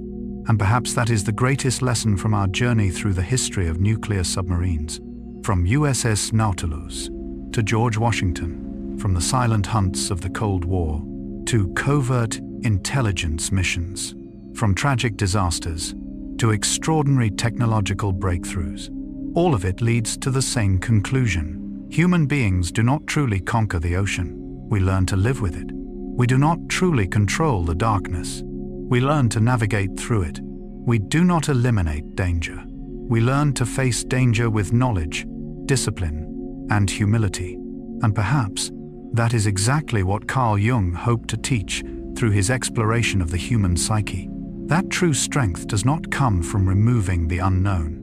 It comes from learning how to enter the unknown with calmness, like submarines gliding silently through the darkness beneath the sea, unable to see the entire journey ahead, yet continuing forward, 1 meter at a time, 1 day at a time, 1 voyage at a time. Looking back upon this entire story, we realize something profound. The most powerful vessels in history did not change the world through their presence. They changed it through their silence. Not through what people saw, but through what no one saw. Not through noise, but through stillness. And perhaps within that stillness lies a lesson for all of us tonight. Not everything valuable needs to be displayed. Not every strength needs to be proven. And sometimes, the most meaningful influences in life resemble submarines beneath the ocean, quiet, patient, invisible, yet capable of changing the world. And now, as our journey through the deepest layers of the ocean slowly comes to an end, perhaps the most memorable part of this story is not the submarines, not the nuclear reactors, not the missiles, not the technologies that astonished the world, but the people. Tonight, we have traveled together through the frozen waters of the Arctic, through silent pursuits beneath the sea, through tragedies such as USS Thresher and USS Scorpion, through secret missions hidden from public view. And at the end of every chapter, regardless of how complex the technology became, or how vast the history appeared, we always returned to the same thing: human beings. The sailors who spent months without seeing sunlight, the engineers who devoted their lives to perfecting machines they knew the public might never recognize, the strategists who sought to preserve peace using tools built for war, and ordinary people like us, trying to find meaning in an uncertain world. Carl Jung once wrote, "The privilege of a lifetime is to become who you truly are." Perhaps that is the deepest lesson submarine history leaves behind. For the ocean forces people to confront reality. Hundreds of meters beneath the surface, there is no room for pretense, no room for inflated ego, no room for illusions of total control. Only what remains at the core: courage, discipline, patience, and the ability to remain calm amid uncertainty. Perhaps that was the journey Jung spent his life exploring. Not a journey across continents, not a search for undiscovered lands, but a journey into the deepest layers of the human soul. And strangely enough, that journey resembles a submarine voyage more than we might think.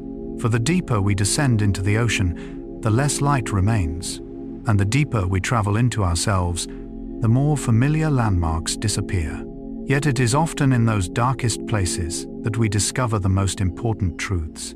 Nuclear submarines were built to operate in darkness. But what makes them remarkable is not their ability to fight.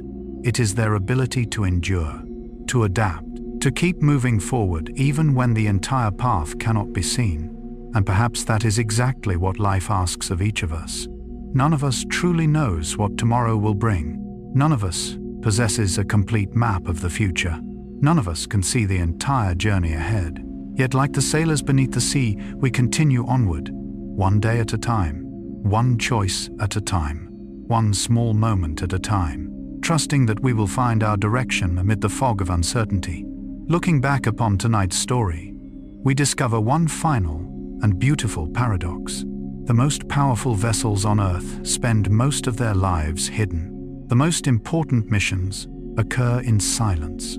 The deepest influences often go unseen, and the same is true of life itself.